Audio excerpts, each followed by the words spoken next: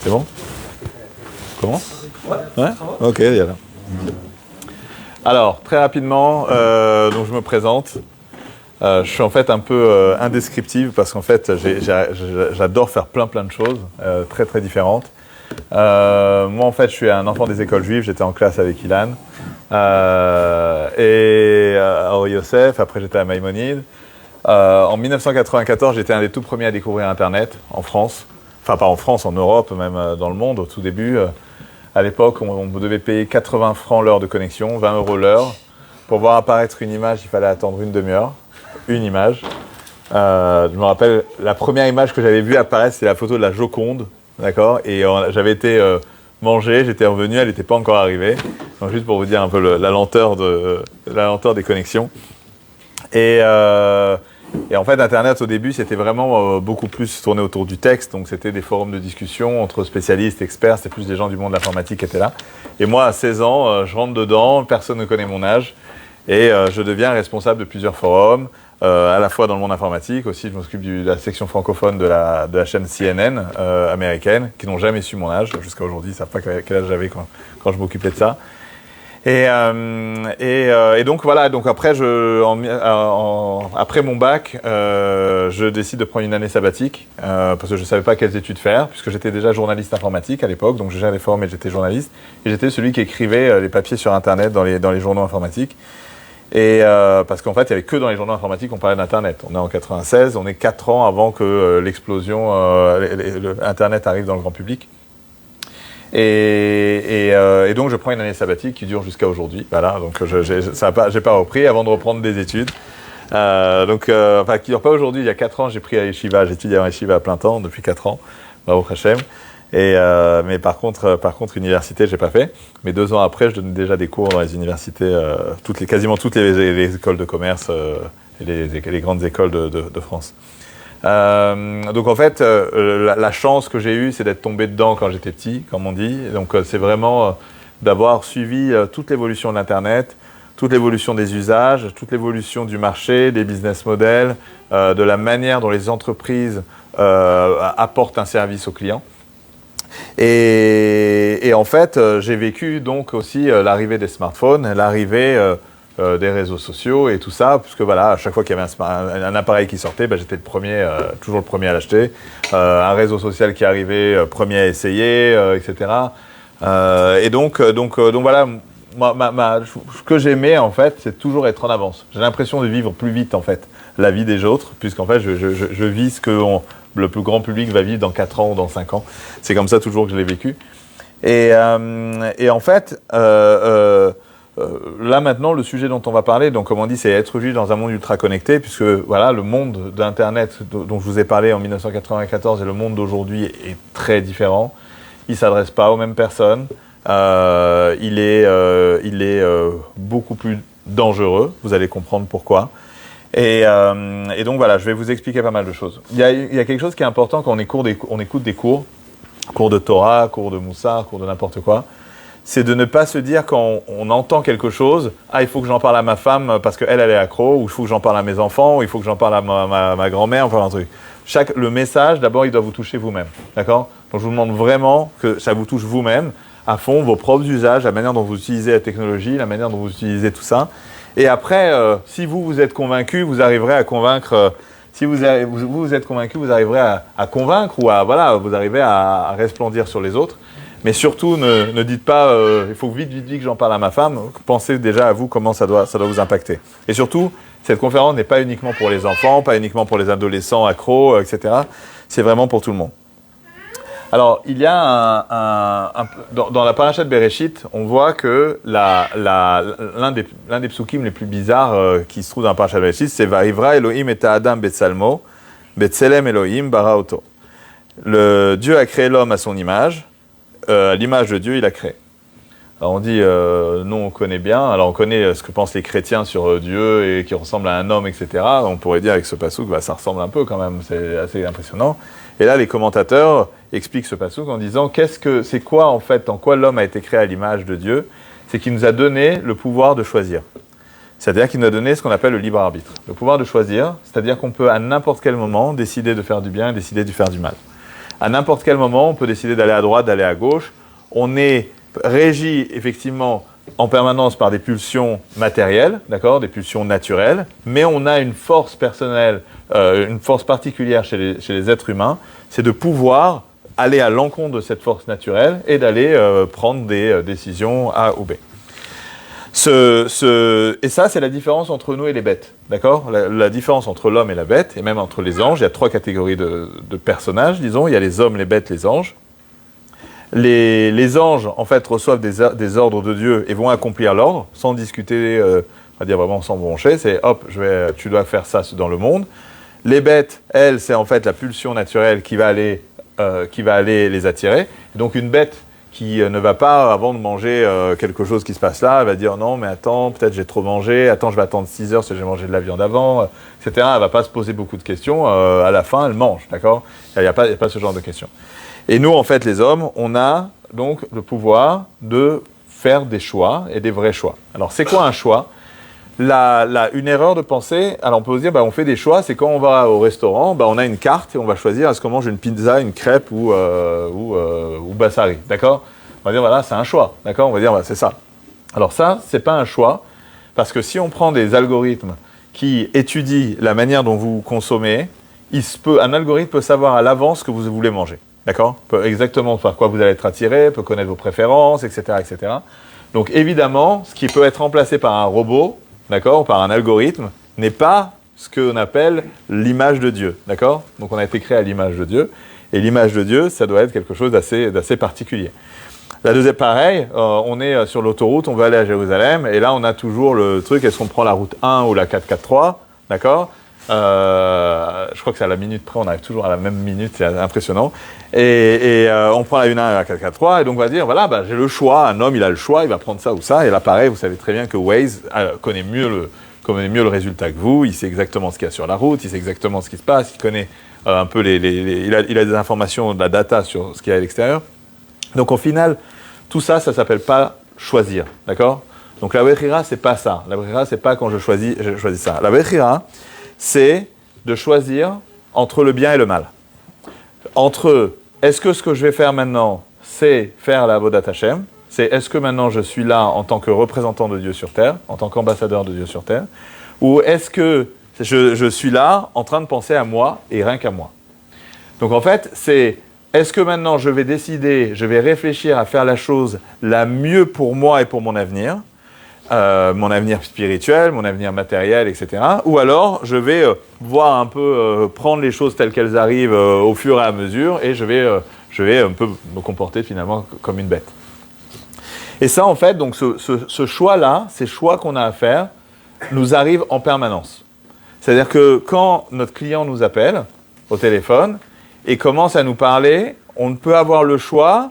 Là, on a un vrai pouvoir de Bechira, c'est est-ce que maintenant je vais le pipoter en lui racontant n'importe quoi et en lui disant que mon produit il est génial et tout, alors que je sais très bien qu'il est buggé, il est je sais pas quoi, ou alors je vais lui dire la vérité, je vais lui montrer le bon côté des choses et je vais lui expliquer effectivement qu'il y a quelques problèmes qui sont en train d'être résolus, etc. Est-ce que je vais être honnête ou est-ce que je vais pas être honnête ? Pareil, je suis un employé d'une société, je suis pas employé, je cherche du travail, je arrive maintenant un entretien d'embauche, je peux arriver à l'entretien et dire je vais pipoter en disant que j'ai bossé dans une super boîte, etc. Alors qu'effectivement j'ai bossé dans la boîte mais je servais le café. Ou alors je vais dire la vérité, je vais dire j'ai pas beaucoup d'expérience, je veux rentrer chez vous pour apprendre, etc. Bon. En gros, c'est est-ce que je suis honnête ou je suis malhonnête. Et ça, par exemple, ce sont des choses qui arrivent tout le temps. De la même manière, on a des choix, et en Israël, on a plein de choix. C'est dans quelle école on met nos enfants, d'accord ? Est-ce que je les mets au GAN Ardout Israël, là Alors, vous connaissez le GAN Ardout Israël, d'accord ? Voilà, je suis cofondateur du GAN. Voilà. Merci. Baruch Hashem. Enfin, des Ganim. Alors, est-ce que je mets maintenant dans un GAN comme ça, ou alors, non, c'est pas grave, je vais le mettre un peu, comme les Israéliens, on verra plus tard, pour l'instant, mon fils est petit, etc. En gros, est-ce que je vais faire les choses en me cassant pas trop la tête, en faisant ce qui est le plus simple, ou est-ce que je vais faire le mieux, d'accord ? Et donc ça, en fait, en permanence, on a en permanence des décisions à prendre, et on s'en rend des fois pas compte, d'accord ?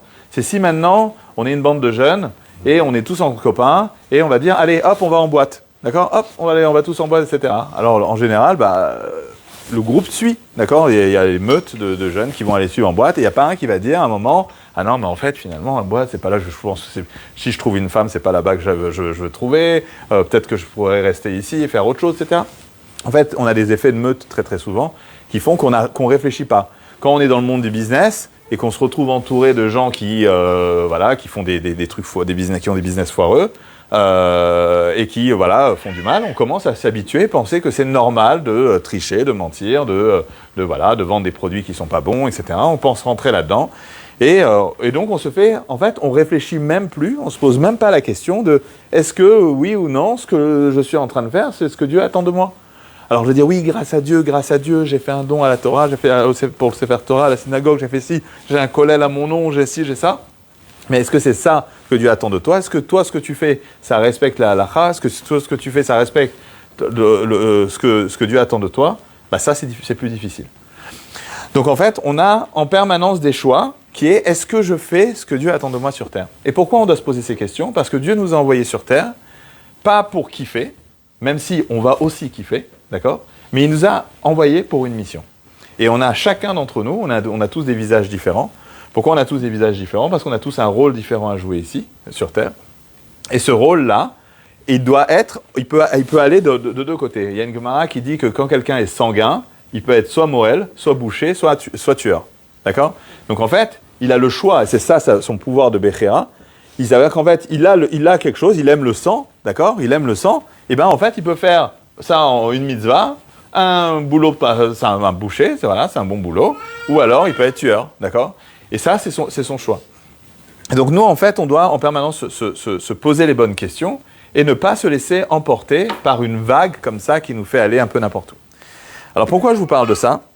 Parce que la manière dont le Yetzer Hara travaille pour nous empêcher de faire les bons choix, c'est de nous empêcher de réfléchir.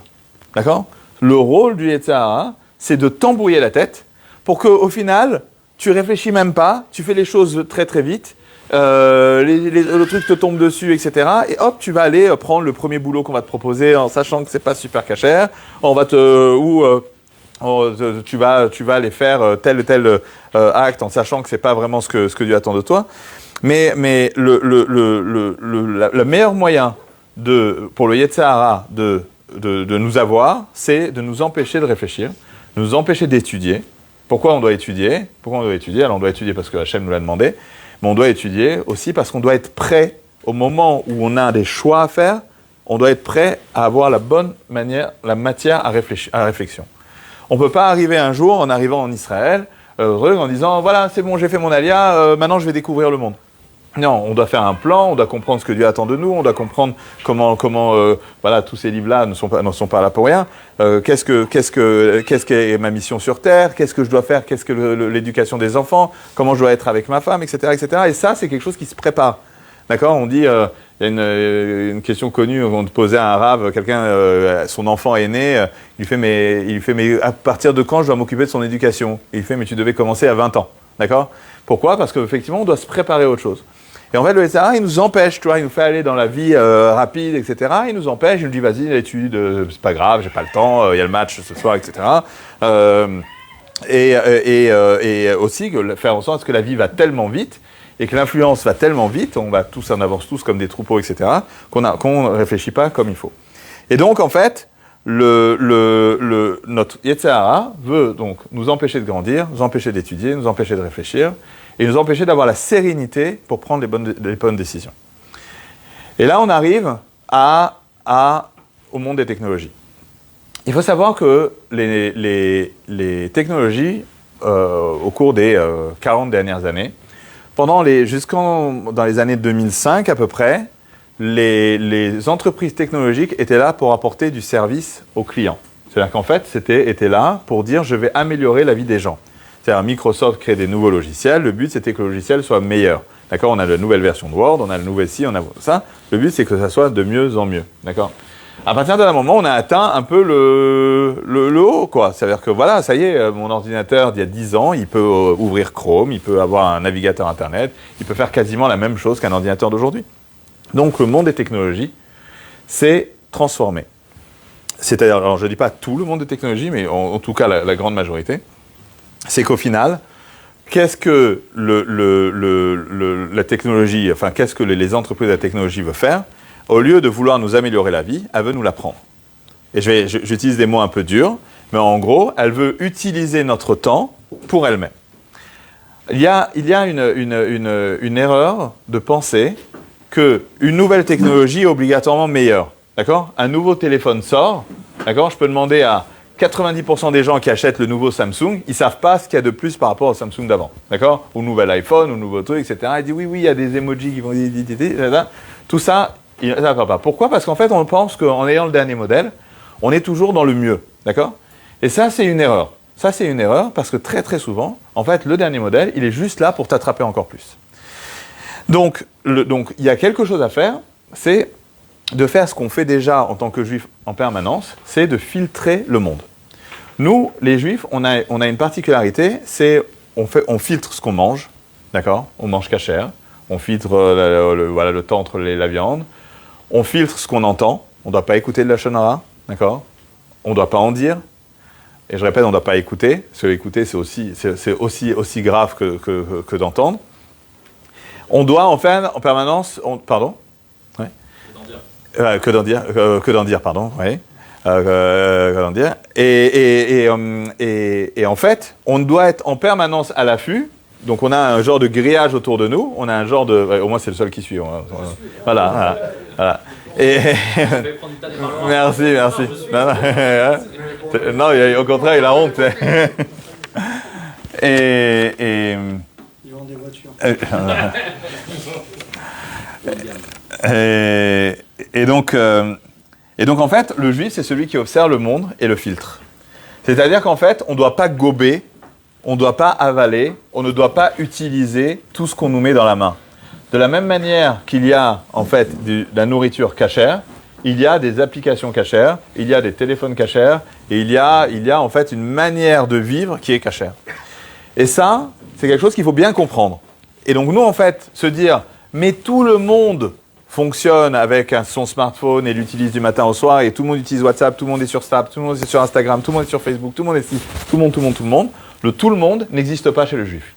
Abraham Avinu, la particularité d'Abraham Avinu, qui a donc démarré notre peuple, c'est d'avoir été seul contre tous. Tout le monde était idolâtre, il était seul, il a dit « moi j'ai raison ». Moi, je sais quelle est la vérité et je n'en ai absolument rien à faire que vous prosternez pas. C'est des pierres. Moi, alors nous on se moque de prosterner à faire des pierres, mais c'était un Yetzirah extrêmement fort. D'accord? J'en ai absolument rien à faire. Moi, je reste sur ma position. Et alors, alors c'est pour ça que les Juifs, même à l'époque, Yitzhak était pas super bien aimé. Yaakov, on voit comment il est traité par Laban, etc. On reste sur notre base, on reste sur ce qu'on a à faire et on n'en a rien à faire de comment le monde fonctionne. Donc on ne peut pas fonctionner en disant le monde a commencé à utiliser la technologie partout et à utiliser des apps dans tous les sens, etc., etc. Donc nous, on doit faire exactement la même chose. Et donc maintenant, je vais vous expliquer, avant de continuer, vous allez voir où je vais en arriver. Je vais vous expliquer maintenant quels sont les différents problèmes qu'on peut avoir dans le monde des technologies d'aujourd'hui. Et après, on pourra arriver un peu à comment on peut analyser les choses. Le premier problème, donc comme on a expliqué, le but de l'homme, c'est de faire de bons choix. Et donc, c'est quoi? C'est de réfléchir. D'accord? De réfléchir, d'analyser le monde, d'analyser ce qu'il a à faire, d'analyser son couple, d'analyser ses enfants, de regarder si ses enfants sont en train de sourire, pas sourire, est-ce qu'ils ont l'air un peu embêtés, pas embêtés, etc. Et ça, on ne peut pas le faire quand on est sur son écran. D'accord? On ne peut pas le faire quand on est sur son écran. On ne peut pas regarder ce qui se passe autour de soi. L'un des premiers problèmes, c'est d'être toujours joignable. Donc, c'est quoi en quoi c'est un problème?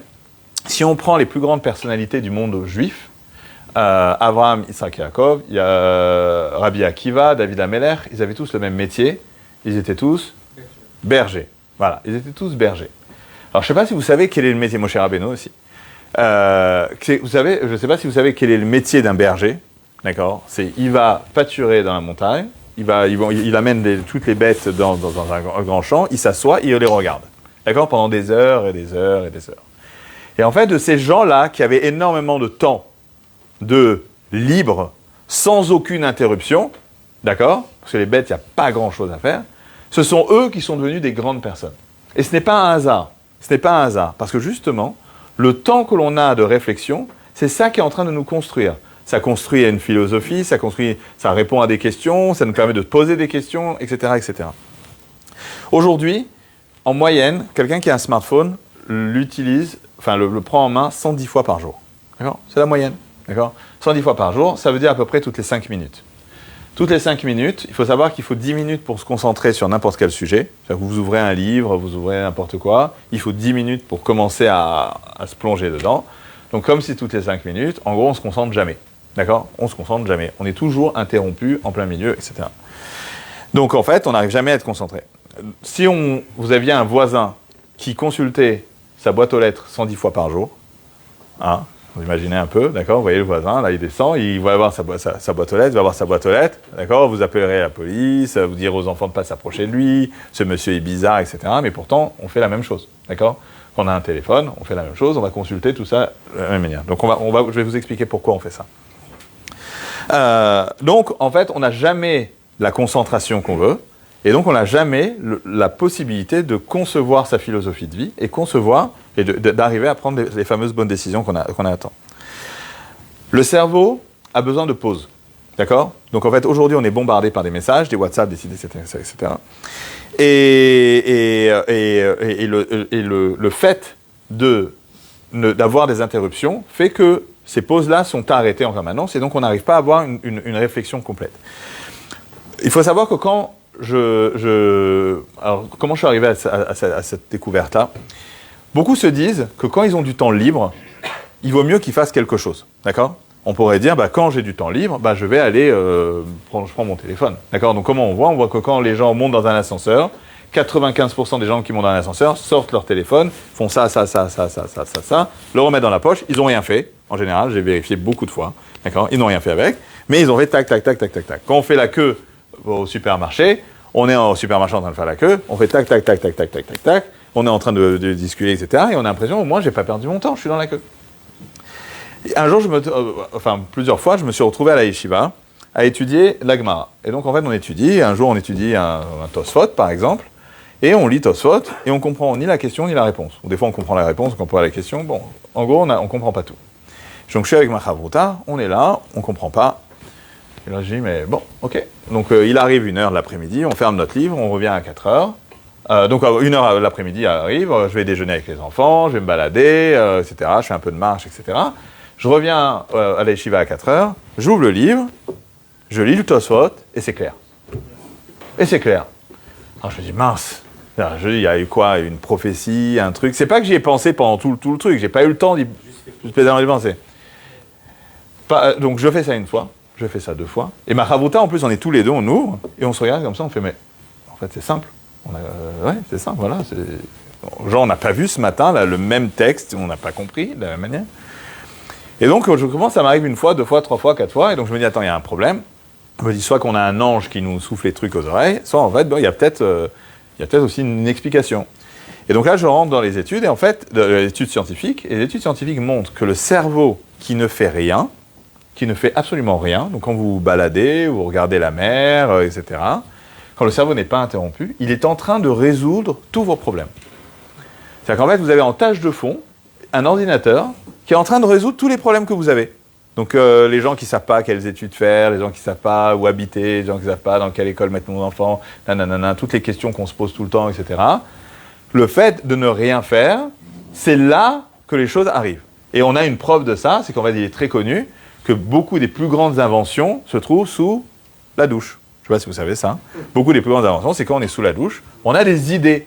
Ou alors pendant l'amida. D'accord ? Pendant l'amida, on a plein de trucs. Pourquoi on a l'amida ? C'est qu'on a le cerveau libre, on n'est plus en train de bouger, on a les yeux et hop, là, on passe, les idées de business, les clients, j'ai pas appelé le client il y a 3 jours, ça rentre dans tous les sens. Pourquoi ? Parce qu'à un moment, on est juste en train de rien faire. Enfin, pendant l'amida, on est censé prier quand même. Mais là, et hop, on a le cerveau qui se libère, et hop, les choses rentrent. Et donc, en fait, quand on est en train de faire ça, et on est en train de se dire que, justement, les entreprises de l'Internet ne veulent pas que vous passiez ce temps à rien faire, parce qu'elles veulent que ce temps, vous l'utilisiez en utilisant leur service, à ce moment-là, on comprend l'objectif. L'objectif, c'est que vous ne réfléchissiez pas. Et on va parler, justement, de manière dont les les sociétés de l'Internet, la manière dont elles fonctionnent pour justement vous attraper. D'accord? Je dis vous parce que moi, au Hachem, je suis guéri depuis plusieurs années. Mais, alors, qu'est-ce qu'elle gagne? Alors, en gros, il y a un terme en marketing, on dit quand un service est gratuit, c'est que c'est vous qui êtes vendu. D'accord? En gros, le produit, c'est vous. D'accord? C'est-à-dire que les sociétés de l'Internet, de Facebook, etc., Snap, etc., vendent du temps publicitaire. Donc, en gros, plus vous allez passer du temps sur des services, plus vous allez être générer des revenus à l'entreprise. Alors, au début, les Facebook & Co., qu'est-ce qu'ils faisaient pour se développer? Ils allaient dans les nouveaux marchés. Au début, c'était aux États-Unis seulement. Au début, c'était que les universités. Après, c'était que tous les États-Unis. Après, c'était l'Europe. Après, c'était un petit, l'Afrique, la Chine, nanana. Et à un moment, même, je dis l'Afrique, mais même l'Afrique, il n'y avait pas de connexion. Et donc, ils ont développé une technologie pour des avions qui passent au-dessus des villages, des tribus, d'accord, pour aller leur amener de la connectivité. Google a fait la même chose avec des montgolfières, d'accord, ça fait le Project Loom, etc., pour arriver à connecter le maximum de monde. Comme ça, on augmente en fait nos utilisateurs, on augmente notre base de clients. Mais à un moment, quand on a atteint X milliards de personnes qui utilisent nos services, c'est-à-dire que Facebook, il y a une population plus importante que les États-Unis. 4 fois plus importante, c'est 2 milliards de personnes par mois. D'accord? Plus de 2 milliards de personnes. Quand on arrive à ça, à un moment, en fait, comment est-ce qu'on fait pour croître? D'accord? Puisque toutes les valeurs d'une entreprise Internet, c'est la croissance qui fait la valeur. D'accord? C'est que la croissance. Comment on fait pour croître? On fait en sorte à ce que nos utilisateurs utilisent plus nos services. D'accord? Donc, comment est-ce qu'on fait? On va faire plein de choses, on va en parler doucement. Alors déjà, il y a une histoire qui s'est passée, c'est que quand le premier iPhone est sorti, il n'avait pas de notification. C'est-à-dire qu'en fait, que même pour recevoir ses mails, il fallait aller sur mail, faire un rafraîchissement comme ça, le descendre, d'accord? Il y en a qui se rappellent, on voyait si les mails étaient arrivés, d'accord? Il n'y avait pas d'alerte. Android se fait racheter par Google à ce moment-là, et là, il y a une réunion chez Google, qui est une réunion classique chez Google, c'est comment faire pour que les gens utilisent plus nos services, et là, c'était comment faire pour que les gens prennent plus dans leurs mains leur smartphone. D'accord? Rien que le prennent dans la main. Et quelqu'un a eu une idée, a dit, regarde, on devrait faire notification. Il y avait le BlackBerry qui faisait ça à l'époque seulement. On doit pouvoir envoyer des notifications quand quelqu'un reçoit un message. Ouais, super idée, super idée.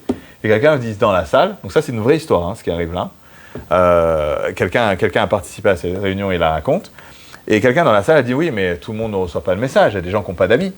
Donc, comment est-ce qu'on fait pour qu'eux prennent leur téléphone aussi dans la main? On les veut tous, les gens, on ne veut pas un petit bout de la planète. Et là, il dit, en fait, on va permettre à n'importe quel développeur d'application d'envoyer des notifications.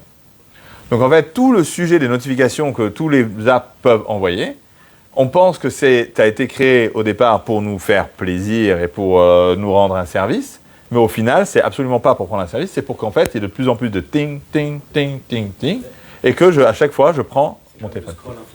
Alors, on va en parler. Ouais. Le prochain, ouais, presque le prochain. Et donc ça, voilà. Donc les notifications, c'est comme ça. C'est le fait je prends le téléphone dans la main, et dès que j'ai dans la main, à ce moment-là, je me fais absorber. Et on connaît tous le coup d'allumer son ordinateur pour aller juste voir un truc. On va faire le truc, on a passé une demi-heure, on retourne, on parle l'ordi, on fait mais attends, mais j'ai même pas fait ce que j'avais à faire, mais je suis resté une demi-heure dedans, je me suis fait absorber. Et ça, c'est une manière d'être absorbé, là, on va en parler tout de suite. Il y a dans les universités américaines, dans plusieurs universités, ce qu'on appelle des laboratoires de persuasion technologique. Laboratoire de persuasion technologique, c'est des labos avec des animaux, il y a des petites souris, des petits hamsters et tout, des gens qui viennent faire des tests où en fait on va analyser le cerveau humain pour découvrir les failles du cerveau humain pour arriver à attraper justement ces failles et à les utiliser. Eux en fait ils font ça de manière, c'est scientifique, on veut faire du marketing, donc on veut voir comment les gens réagissent à telle couleur, à tel son, à tel truc, etc. Mais au final c'est assez machiavélique parce qu'en fait on a les plus grands chercheurs du monde avec beaucoup d'argent, les universités américaines sont financées, énormément financées, qui en fait sont en train de travailler sur ces sujets-là. Un jour, ils ont fait l'expérience du bol de soupe. Alors le bol de soupe, ils ont mis autour d'une table plein de personnes, et ils leur ont dit, avec chacun un bol de soupe, ils ont dit, mangez. Alors chacun se met à manger, et à un moment, donc ça avait un grand bol, ils ne pouvaient pas tout manger, et à la fin, ils ont dit, voilà, vous pouvez partir. Voilà. Donc les gens n'ont pas compris ce qui leur arrivait, mais ils sont habitués dans ce laboratoire-là. Et donc ils mangent, et qu'est-ce qu'ils ne savaient pas, c'est qu'un bol sur deux étaient reliés par un fil en dessous, par un tuyau. Pendant que les gens mangeaient, on était en train de leur recharger de la soupe. D'accord? On leur rechargeait de la soupe. Et il s'est avéré que les gens qui avaient un tuyau qui rechargeait le bol ont mangé 80% de plus, c'est-à-dire presque 2 fois plus que les autres. Et en fait, qu'est-ce qui est arrivé là? C'est qu'en fait, en gros, c'est plus on te donne sans que tu réfléchisses, sans que tu saches qu'on est en train de te donner, plus, en fait, tu vas consommer. Un peu sans te dire. En fait, ton cerveau va mettre du temps à réagir pour t'arrêter. D'ailleurs, il y a un Rambam, enfin, qui est une Gemara, origine, c'est une Gemara. Il y a une Gemara qui dit que quand on mange, on doit s'arrêter à 3/4. Il y a 3/4 ou 2/3, il y a 2 Gersaot, 2 versions. 3/4 ou 2/3 de sa faim. C'est-à-dire qu'en fait, on ne doit pas manger jusqu'à qu'on ait plus faim. On doit s'arrêter à 3/4, on sait qu'à peu près là, on est bon. On doit attendre un peu et on n'aura plus faim.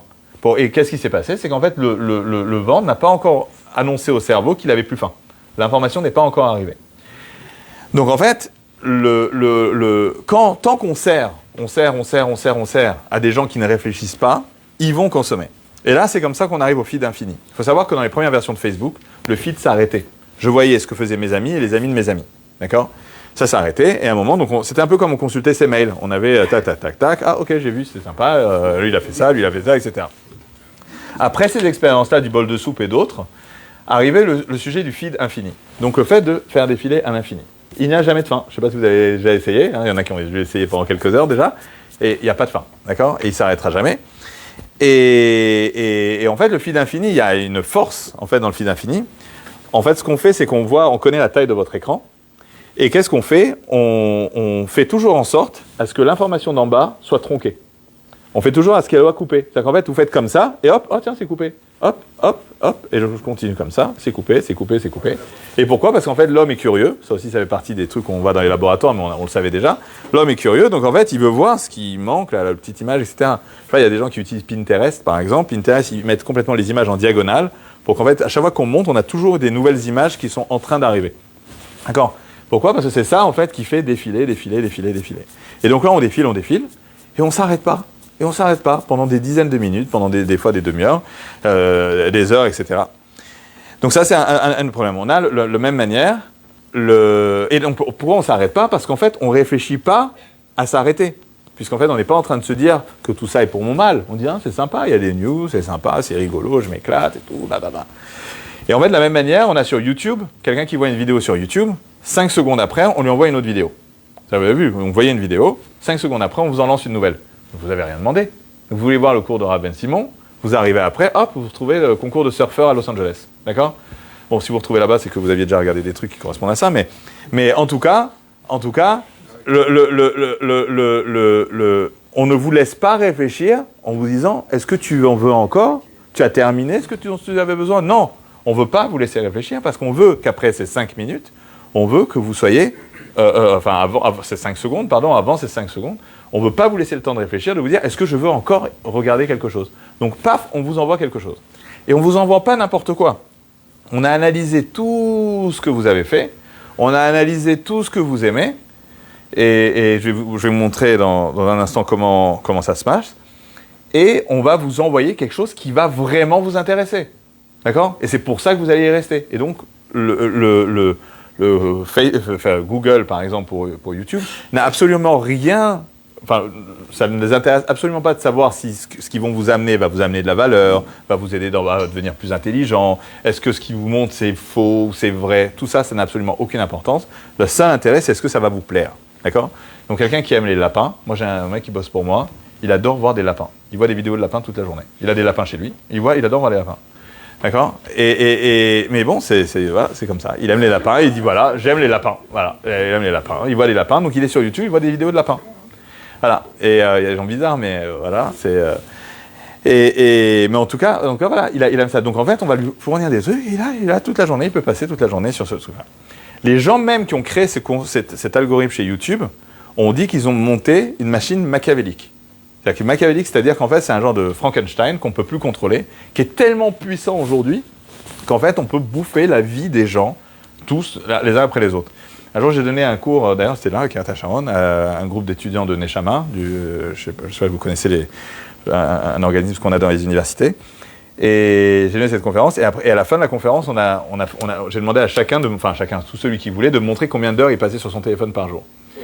Et c'était en général entre 8 et 14 heures. D'accord? Entre 8 et 14 heures. Il me dit, ah non, mais regarde, il y a 2 heures, c'est Waze. Ok, d'accord, ok, c'est vrai, mais bon, il en reste 10, quoi, d'accord?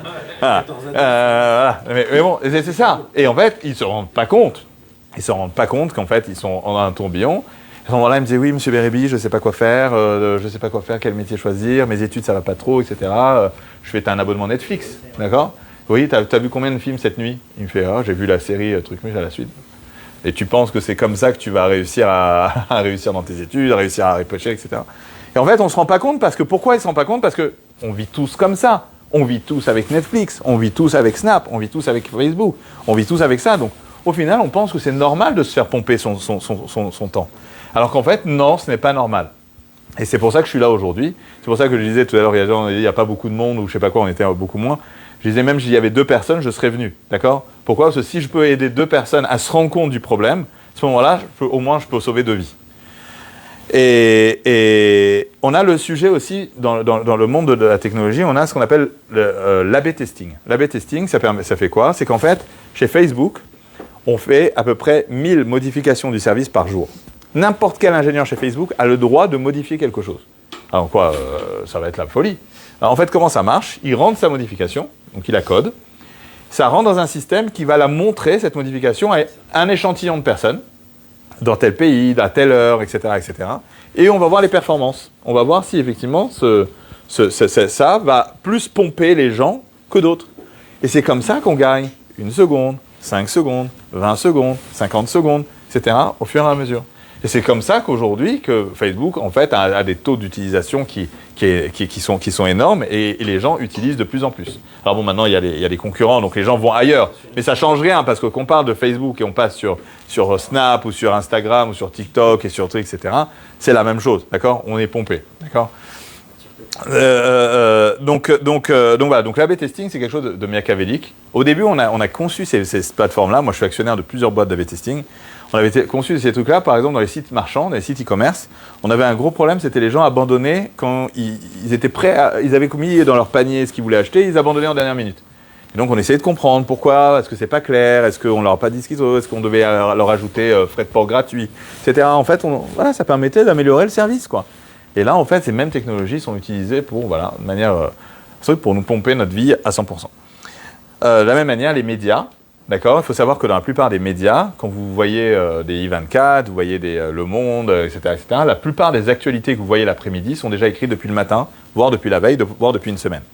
C'est-à-dire qu'en fait, vous avez les infos se mettent en ligne au moment où il y a le plus de chances que vous ou les gens qui sont, en fonction des sites, c'est soit personnalisé, soit pas, en tout cas, à ce qui est le moment où il y a le plus d'audience. D'accord? Donc il y a certaines informations qu'on annonce en soirée, il y a certaines informations qu'on annonce ce matin, etc. Il y a une société dont j'étais associé, qu'on a vendue à une boîte israélienne qui s'appelle Visual Revenu, qui automatiquement, en fait, arrivait en fait, à savoir exactement quel était le bon article à montrer au bon moment.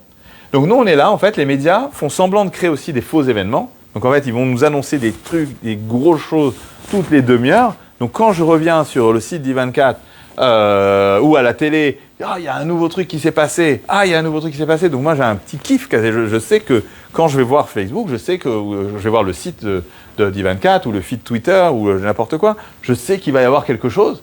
Alors qu'en fait, il ne se passe rien. D'accord? Si on voit les infos de politique, bon, là maintenant, enfin, ça bouge un peu en Israël, mais infos politiques, ça tourne en rond tout le temps. Et on a toujours l'impression qu'il se passe quelque chose, on a toujours l'impression qu'il y a un truc, etc.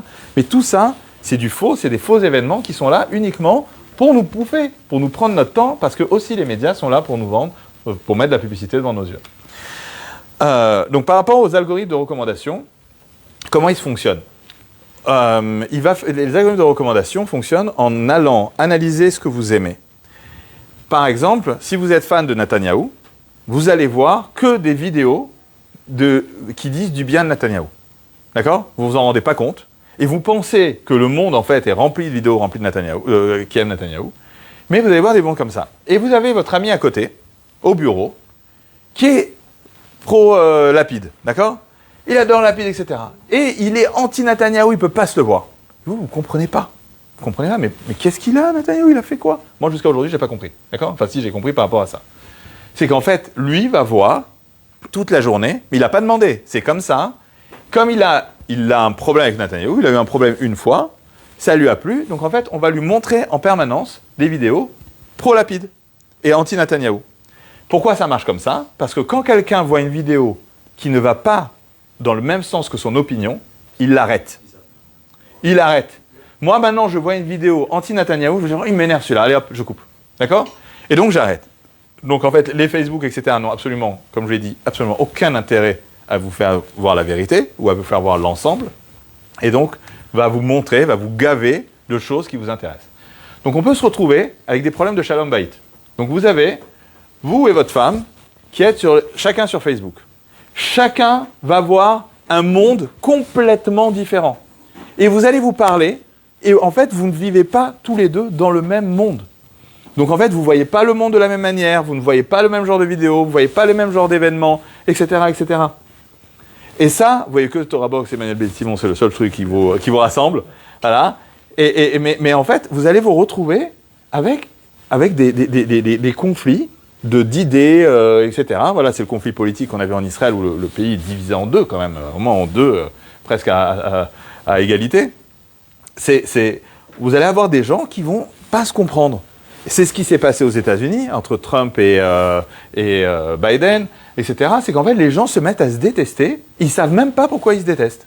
Et pourquoi? Parce qu'en fait, les réseaux sociaux vont aller leur vendre de la soupe qui est justement de la soupe qui leur plaise et qui va les faire dans une direction. Et de la même manière, l'utilisation des réseaux sociaux permet en fait à tous les politiciens qui savent les utiliser à lancer des systèmes de propagande. Donc en fait, on peut dire ce qu'on veut, on peut raconter ce qu'on veut, on peut dire je ne montrerai jamais un gouvernement avec Lapid et faire le gouvernement avec Lapid. Ça n'importe peu, hop, on y va, on lance de l'info. Le plus important, c'est que les gens rentrent dans mon masloul, comme on dit, dans ma vie, qui est tu deviens un de mes fans, tu deviens un pro-Netanyahou, tu deviens un pro-chasse, tu deviens un pro, etc., etc. D'accord? Et donc ça, c'est très très important. Et il y a quelque chose qui est très intéressant, c'est que si vous prenez une Gemara, l'Avdil, vous prenez une Gemara, vous voyez que pour n'importe quel suga, sur n'importe quel sujet de Gemara, à 99,5%, 7,9 même, vous avez une marloquette. C'est-à-dire qu'en fait, la Gemara va vous amener un sujet et elle va vous dire Abaye dit que c'est kasher, Rabba va dire que c'est assourd. Et en fait, on vous amène, quand on étudie la Gemara, on vous amène tout le scope. On vous amène celui qui dit que c'est interdit et celui qui dit que c'est kasher. Et donc quand vous êtes comme ça, quelqu'un qui réfléchit comme ça et qui arrive à voir en fait tout le scope, il arrive à réfléchir. D'ailleurs, il faut savoir qu'il y a une erreur qu'on fait quand on étudie la Gemara. Moi, ce qu'on fait à la yeshiva avec les nouveaux élèves, on leur dit bon, voilà Abaye et Rabba, qui a raison? Alors, elle va dire moi je suis plus pour Abaye. Je dis mais on n'est personne nous pour savoir.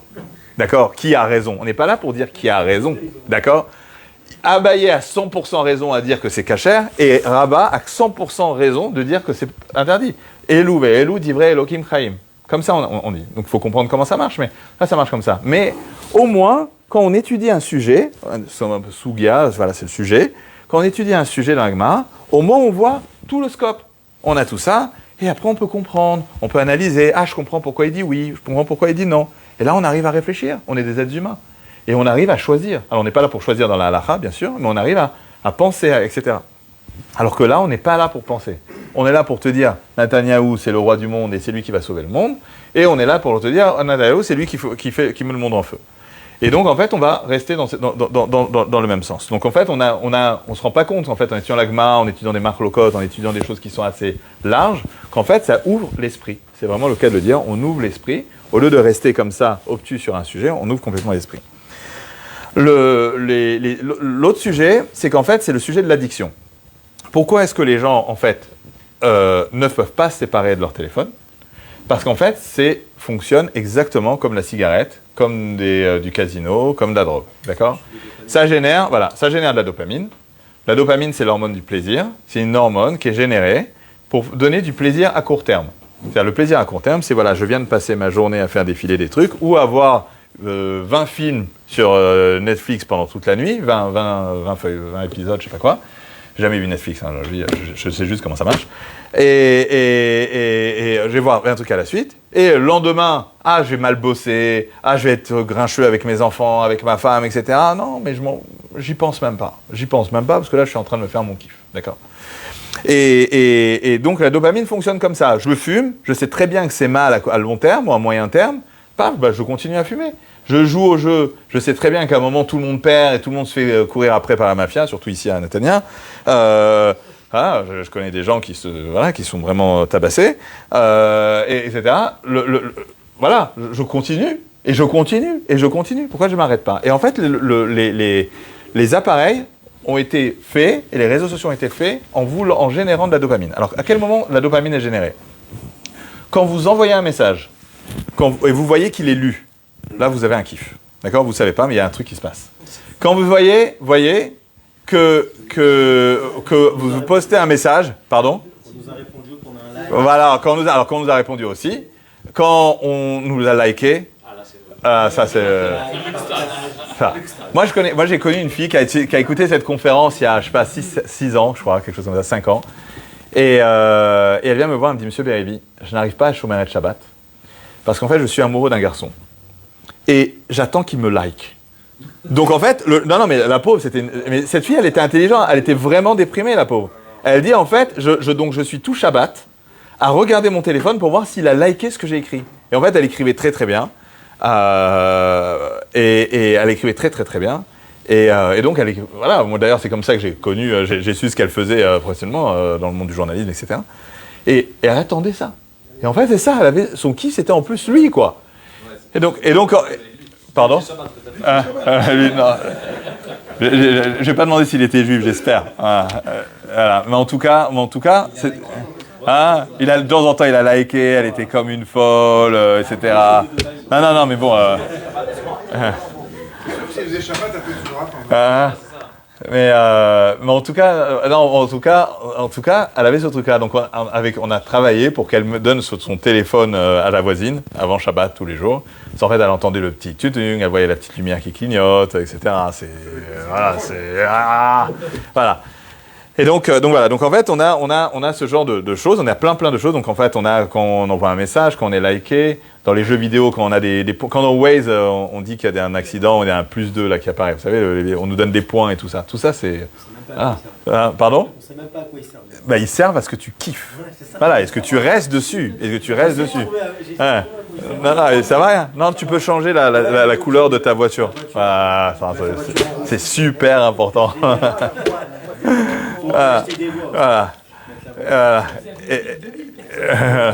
Et donc voilà. Donc en fait, on a il y a en permanence ce genre de choses. Dans les jeux vidéo, il faut savoir que les jeux vidéo sont remplis de choses qui vont faire en fait rêver les gens. Alors déjà, c'est le monde un peu fantasy, féerique de World of Warcraft, etc. Vous avez joué beaucoup à World of Warcraft. On sent à peine, voilà. Donc par exemple, il faut savoir que... Cette semaine, il y a eu un cas comme ça, un enfant de 10 ans qui s'est fait tabasser dans un gaz à cause de jeux vidéo. Ici, en Israël ? Ouais. Israël. À cause de jeunes qui ont vu, qui sont rentrés dans le truc, ils ont pris un niveau de violence incroyable, ils ont recyclé sur un homme de 10 ans. Ouais, c'est pas étonnant. Et alors, il faut savoir qu'en Chine, il y a les adultes, beaucoup d'adultes qui jouent, mettent des couches pendant qu'ils jouent. D'accord ? C'est grave. D'accord ? Il y a plus de 700 centres de désintoxication aux jeux vidéo en Chine. Ils ont interdit pour les enfants. Voilà. Ils interdisent, mais il n'y a rien qui marche là-bas. Mais en tout cas, c'est juste pour dire qu'en fait, ces jeux-là sont ultra addictifs et peuvent arriver à des folies de cette ordre. Et pourquoi, en fait, c'est plus chez les Chinois qu'ici aujourd'hui, mais faites gaffe, ça arrive, d'accord ? Parce qu'en Chine, leur vie est pourrie, un peu. Alors, ils ont des sales boulots, ils ne se font pas grand-chose, etc., etc. Donc, en fait, ils ont une vie numérique qui est bien meilleure. Il y a des mariages qui sont organisés uniquement en ligne, où l'homme et la femme ne se sont jamais vus, et ils se verront jamais. C'est que des avatars virtuels qui se font marier. Ils invitent 4000 personnes, et ils se retrouvent à 4000 personnes sur QQ, un des réseaux sociaux. Pardon ? Ils sont tous seuls à la maison. Mais non, mais ils vivent, et ils sont contents, ils s'échangent des fleurs, et ils s'envoient des trucs, etc. Ah, traiteur pas cher. Non, mais ils achètent des petits trucs. Ils achètent. Tu vois quoi, organiser 4000 personnes, il faut acheter l'option buffet et tout ça, je sais pas. On a, je sais pas si vous savez, mais Facebook a changé de nom. Facebook s'appelle Meta, d'accord? Pourquoi Facebook s'appelle Meta? Vous savez pourquoi? Non. Ah, alors, vous ne savez pas pourquoi ça s'appelle Meta. Alors, comment c'est? On a, en fait, l'avenir, pour Facebook, l'avenir de l'Internet, c'est le métaverse. C'est-à-dire qu'on va avoir des lunettes 3D, on va avoir des gants, on va avoir des pantalons spéciaux aussi, ça, ils travaillent dessus aussi, et on va vivre dans un monde complètement virtuel. Pardon? Il y avait des films, ouais. Ouais, j'ai pas vu les films. Ça fait 25 ans que j'ai pas vu de film. Voilà. Mais voilà. Voilà, ils vont vivre avec un casque. Là, ça sera des lunettes comme ça, comme nous. Et en fait, on verra, on va vivre dans un autre monde.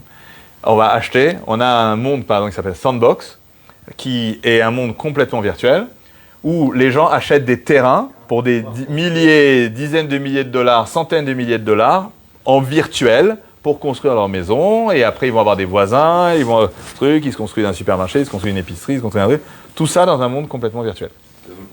Pardon? Sandbox? Je suis actionnaire, donc mais attends, je suis actionnaire. Moi j'ai investi, c'était un jeu éducation sur mobile, donc moi j'ai jamais investir utile quand même. En 2011. Et bon, la boîte vaut 5 milliards maintenant. Quoi? C'est pas pour apprendre le développement pour les jeunes. C'était du science pour apprendre la science aux enfants. Et investi en 2011 voilà.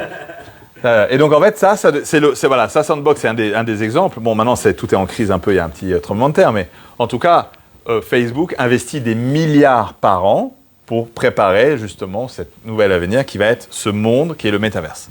Donc en fait Facebook ça leur suffit pas de nous avoir pris 8 heures par jour ou 5 heures par jour, ils veulent nous prendre 100% de notre journée et 100% de nos enfants surtout. Parce que nos enfants qui vont vivre, la plus jeune génération, elle va vivre avec ses lunettes, elle va kiffer, dedans il va y avoir des jeux, il va y avoir les achats, il va y avoir l'actualité, il va y avoir tout va être à l'intérieur. C'est super agréable, il y a de la musique extraordinaire, ça fait jouer les sens, ça fera jouer les odeurs, etc., etc. Ça va être absolument machiavélique. Et ça, c'est ça l'avenir de l'Internet. D'accord? Il faut savoir. C'est pas, maintenant, là, vous avez le nom Meta. Meta, c'est pas pour rien. C'est ça l'avenir. Et pardon? C'est déjà là, en fait. Déjà en partie. C'est déjà là. Les lunettes sont déjà... Facebook a déjà racheté une boîte qui s'appelle Oculus. Mais en fait, on ne sait pas encore combien de temps ça va prendre. Ça a été décalé à 2023, aujourd'hui, le grand lancement des lunettes. Mais c'est juste qu'ils investissent pendant ce temps-là des milliards et des milliards et des milliards et des milliards et des milliards. Pardon? Les lunettes, c'est Oculus. Vous pouvez les acheter, hein, ça vaut 1300 shekels. Voilà. Et d'ailleurs, on doit valider dans le contrat d'utilisation le fait qu'il analyse tout ce qu'on fait. Ah, il analyse tout. Ouais, ça analyse tout. Bon, dans tout, hein. Tout analyse tout. Hein. Ouais. Sinon, on ne peut pas l'utiliser. Il a déjà planté le décor. Et donc ça, c'est ça le monde vers lequel on est en train d'aller. D'accord? C'est pourquoi c'est la suite de ce qu'on a là. C'est je veux te bouffer ton temps. D'accord? On a l'addiction, ça amène. Les hôpitaux sont remplis de gens qui font des burn-out. Les gens font des dépressions, ne savent pas pourquoi. Et on leur dit voilà, qu'est-ce qui t'est arrivé? Rien. Je vais bien, ça va bien avec mes enfants, ça va bien avec ma femme, etc. Mais le monde s'effondre, se sentent mal. Certaines fois, ils s'évanouissent en pleine rue. Et en fait, ce qu'ils font, ils font des burn-out. Burn-out, c'est quoi? C'est justement, on a trop d'informations, le cerveau disjoncte. Le cerveau n'est pas fait pour avoir autant d'informations que ce qu'on a aujourd'hui. Donc on a des gens, moi j'ai un ami avec qui je communiquais en permanence, et un jour j'envoie un mail, il ne répond pas dans la journée. Et ça, vraiment, c'est pas du tout son style.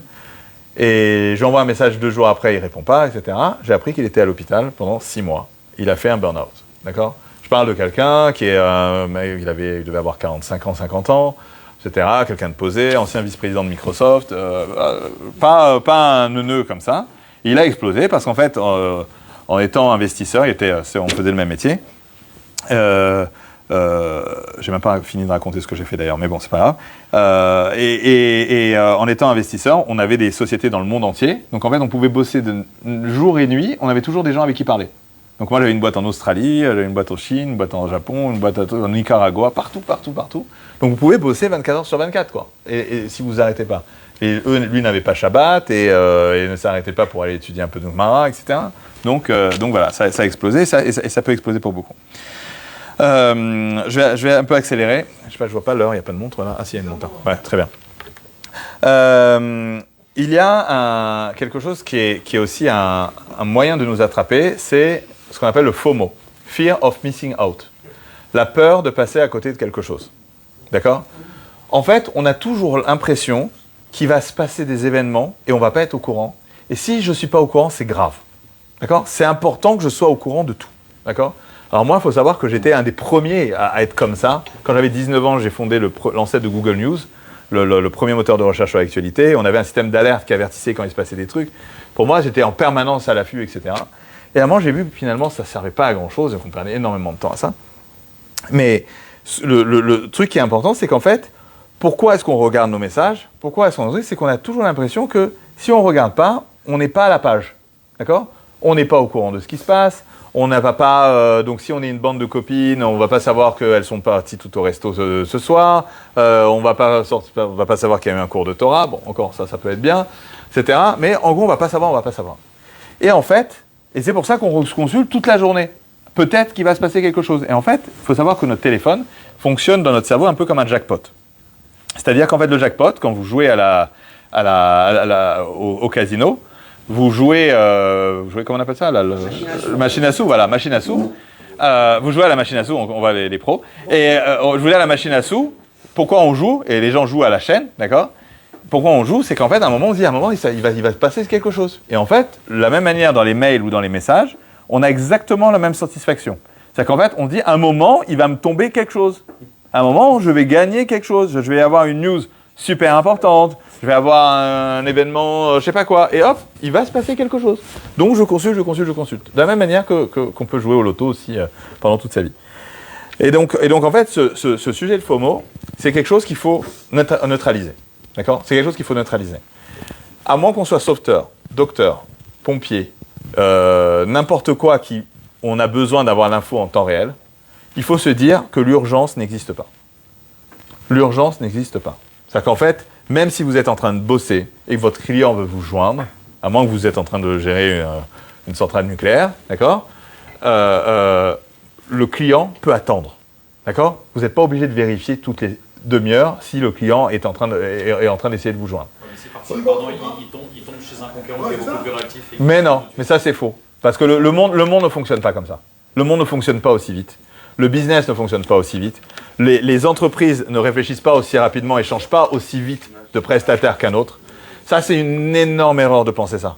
Le monde ne va pas vite. Le monde ne va pas vraiment vite. En fait, le monde communique en permanence et il brasse des choses. Mais les décisions ne se prennent pas vite. Les décisions sont trucs. Si vous bossez avec des grosses boîtes, moi, les Israéliens, ils arrivent en... Moi, j'ai actionnaire de plein de boîtes ici. Et ils arrivent en France, ils font un rendez-vous. Et il y a les Français qui disent « Ouais, c'est très intéressant ». Ils ressortent, ils sont déjà en train d'annoncer à leurs investisseurs qu'ils ont signé le contrat. Alors qu'en fait, un an après, il n'y a encore rien, quoi. Oui, on est en train de réfléchir en comex, en truc, au board aussi, ça là. Le truc prend du temps.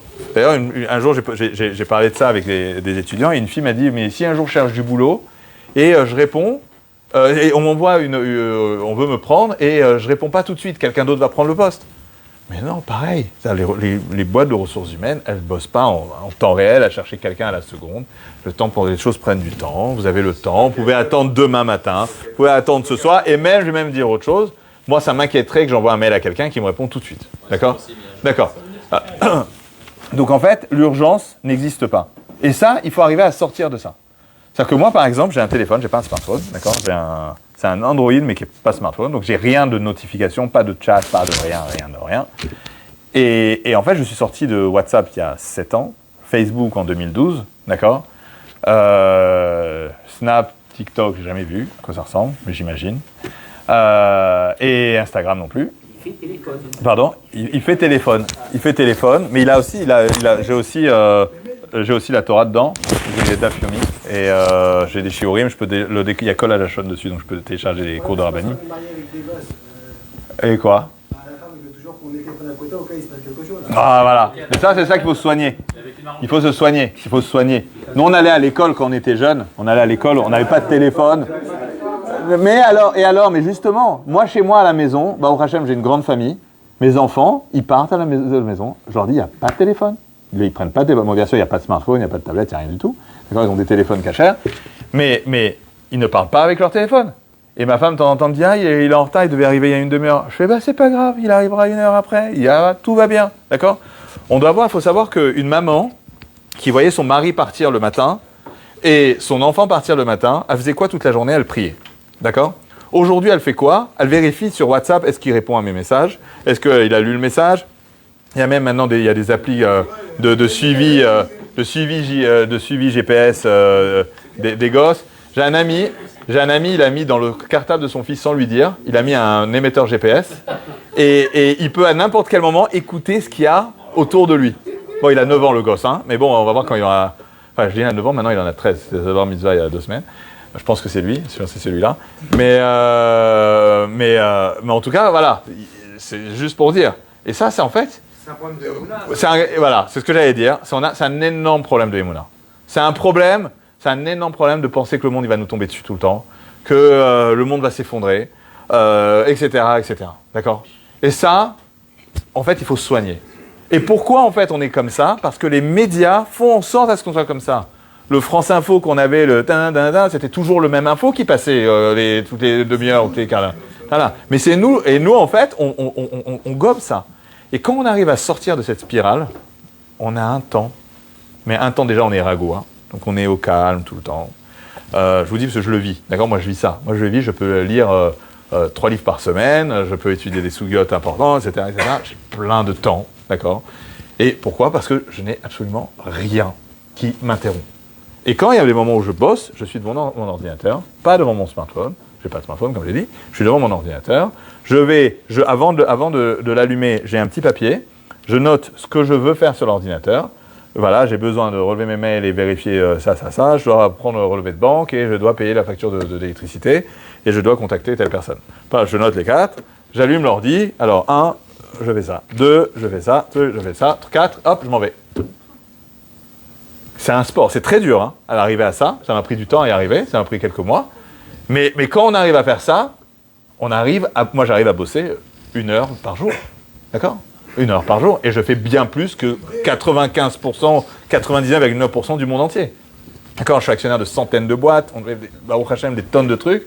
Et pourquoi ? Parce que l'heure sur laquelle je vais travailler, elle est ultra efficace.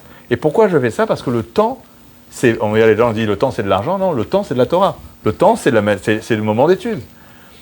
Et c'est ça en fait, on va dire. Alors il y a plein de gens d'entre vous qui disent oui, mais moi je suis pas capable d'étudier beaucoup, je suis pas capable d'étudier trop, etc. Je peux vous dire que moi aussi j'étais comme ça. D'accord ? On était à la même école, Ilan et moi, on a fait la même chose, etc.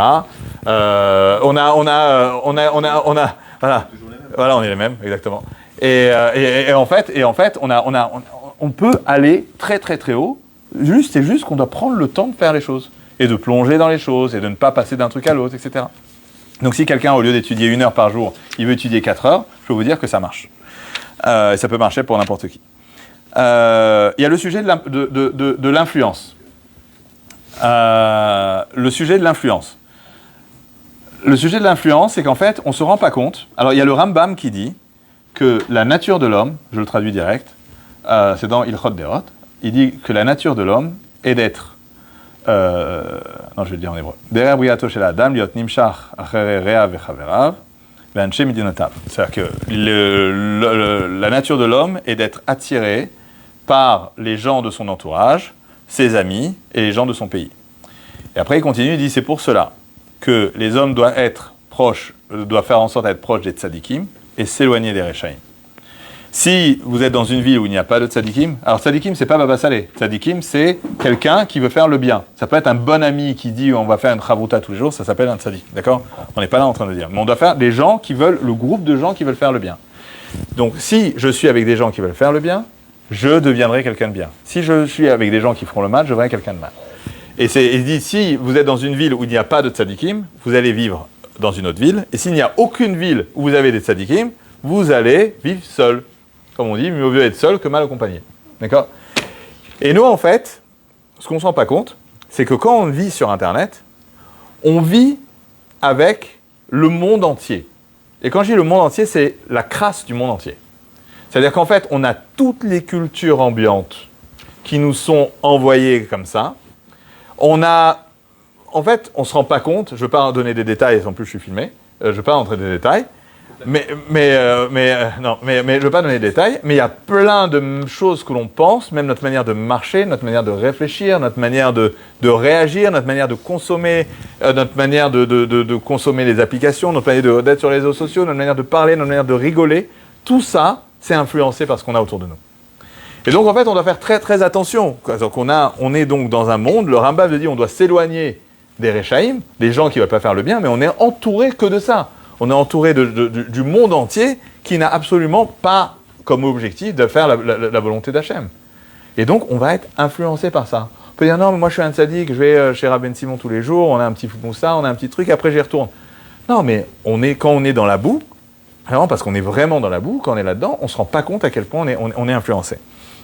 Et il y a aussi un concept qui est très important, c'est le concept des tribus ou le concept des groupes. D'accord ? Vous prenez des étudiants, vous les mettez, donc des étudiants, c'est tous des copains. Vous leur donnez à la moitié un t-shirt rouge et à l'autre moitié un t-shirt vert. Et vous leur dites, allez-y, jouez au foot. Ou allez-y, même discuter ensemble. Ça va presque obligatoirement se finir par une dispute. Ça va se faire que les rouges vont être contre les verts. D'accord ? C'est qu'en fait, quand on fait un groupe, on fait partie d'un groupe, on a une opposition au groupe extérieur. D'accord ? Alors, le groupe, la force du groupe, c'est que par exemple, il y a par exemple des groupes de végétariens. D'accord ? Alors, il n'y a aucun mal d'être végétarien. Bon, il faut voir après pendant la lacha comment on fait pour Yom Tov et tout ça, mais il n'y a aucun mal.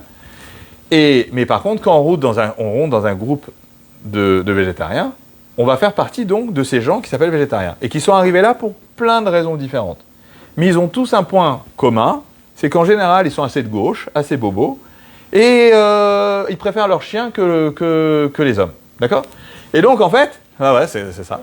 Et donc, en fait, quand vous êtes en train de rentrer dans un groupe comme ça, vous, avec de bonnes intentions, vous ne vous rendez pas compte que vous êtes en train de vous faire influencer. D'accord ? Influencer, c'est que vous êtes en train de vous faire transformer. Et vos opinions vont changer. Donc, en fait, nous, on a une force dans le peuple juif, c'est qu'on est un peuple à 12 tribus. C'est-à-dire qu'en fait, dès la première génération du peuple juif, on est déjà divisé par 12. Donc, on n'a aucun problème à être divisé. Mais on est un peuple. On n'est pas 12 peuples. C'est-à-dire qu'en fait, il n'y a aucun problème d'être différent, mais on doit être un. Donc, en fait, on doit comprendre l'autre, on doit comprendre que l'autre a un rôle différent, etc., etc. Et en fait, ces histoires de groupe créent en fait des tensions permanentes. Les partis politiques, ça crée des tensions permanentes. Il va y avoir des partis qui vont avoir le même programme. Bon, en Israël, il n'y a pas de programme. Je ne sais pas si vous avez remarqué, il n'y a pas de programme. Vous savez, moi, je devais être député chasse. Arié Deri m'a demandé d'être député chasse il y a 3 ans, au début de cette série d'élections, etc. Et j'ai refusé. Voilà, mes rabbinim m'ont dit de refuser, même s'il y avait plein de choses à faire. Et un jour, je me retrouve donc avec Arié Deri à préparer le programme. Et à un moment, il me dit, regarde, c'est très simple, un programme, c'est 3 phrases en Israël. C'est 3 phrases. Tu dis, l'alia, c'est important, le truc, c'est ça, et le c'est ça. Il m'a dit, si tu dis plus, ça sert à rien. Il t'écoute même pas. Ça marche pas comme ça, parce que tout, c'est que le bruit qui va compter. D'accord ? Et j'étais impressionné, parce qu'encore en France, c'est un peu différent. Et donc, en fait, mais par contre, il y a le sujet des groupes. Moi, je suis chasse, moi, je suis ci, moi, je suis ça. Il faut se voir les mecs qui se parlent, même à Bnei Brak, il peut y avoir des groupes, il y a chasse et guimel, il y a des enfants, ils vont se frapper dessus. Alors que, parce qu'ils ne sont pas dans le même groupe. Mais alors qu'en fait, ils bossent ensemble, les autres, c'est tous des copains, ils sont mariés ensemble, ils ont leurs filles mariées ensemble, leur truc. Mais non, c'est juste, on fait partie de groupe, donc en fait, on s'oppose. Et donc en fait, ce sujet d'influence est quelque chose de très très important. Donc en fait, ce savoir que quand on fait partie d'un groupe, même d'un groupe de Torah, même d'un groupe de n'importe quoi,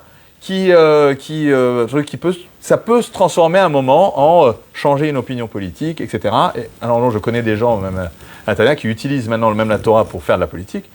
Faire très très attention à ça. L'amitié.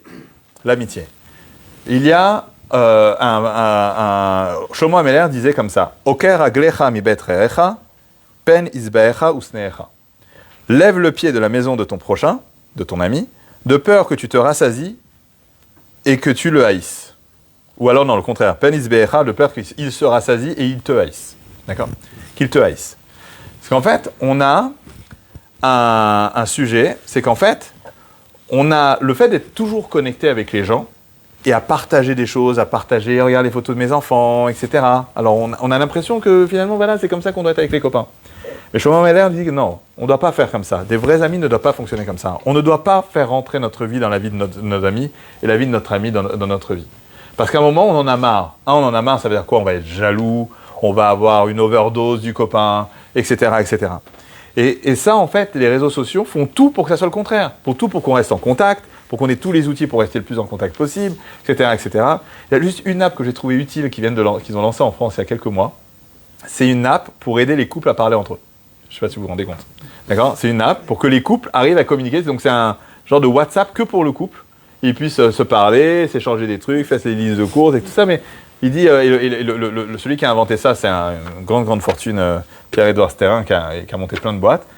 Et il a dit, en fait, le divorce, il y a trop de divorces. Donc, en fait, on va aider les gens maintenant à se parler au sein du couple. C'est déjà bien, d'accord? C'est déjà bien. Et c'est déjà le plus important. Donc en fait, on a le Rashi sur place, sur ce pasouk-là, il te dit Keshem sheim atzatadvash veumatok lechekecha, la manière dont si tu as trouvé du miel et il est doux à ton palais, atat tsarir shelo tochal mimeno pentis beonu ve'ekaato. Tu ne dois pas trop en manger de peur que tu en vomisses. D'accord? Pourtant c'est du miel, c'est bon. D'accord? Kach oker aglecha mi betrecha valpi sheu mikorvecha. Mina mana melavosham yom yom pen isbecha veisneotra. Évite d'aller chez lui tout le temps, chaque jour, de peur qu'il te haïsse. Et ça, voilà, pareil. Donc je vous dis, c'est un des points les plus ce que les réseaux essayent de faire, c'est en permanence de pouvoir créer des relations qui sont permanentes. Même manière, quand on a Bilam qui veut bénir le peuple juif, il dit Matovu alecha Yaakov misknotera Israël. Donc il voit le peuple, il voit le camp d'Israël. Il dit quelles sont belles tes tentes Israël. Les commentateurs disent donc quoi les tentes? C'est des couleurs particulières. Non, on dit qu'en fait les portes n'étaient pas l'une en face de l'autre. C'est qu'en fait c'était quoi? Ça s'appelle la vie privée. C'est-à-dire que chaque tente d'Israël avait une particularité qui n'existait pas chez les autres peuples, à tel point que la bénédiction du plus grand prophète des non-juifs, ça a été de nous bénir sur ça, sur cette particularité. C'est vous avez votre vie privée. La vie de ta famille, elle concerne que toi. La vie de tes enfants, elle concerne que toi. Tu n'es pas obligé d'annoncer tout. Évidemment, si tu as annoncé un mariage, inviter quelques copains, etc., il faut bien le faire.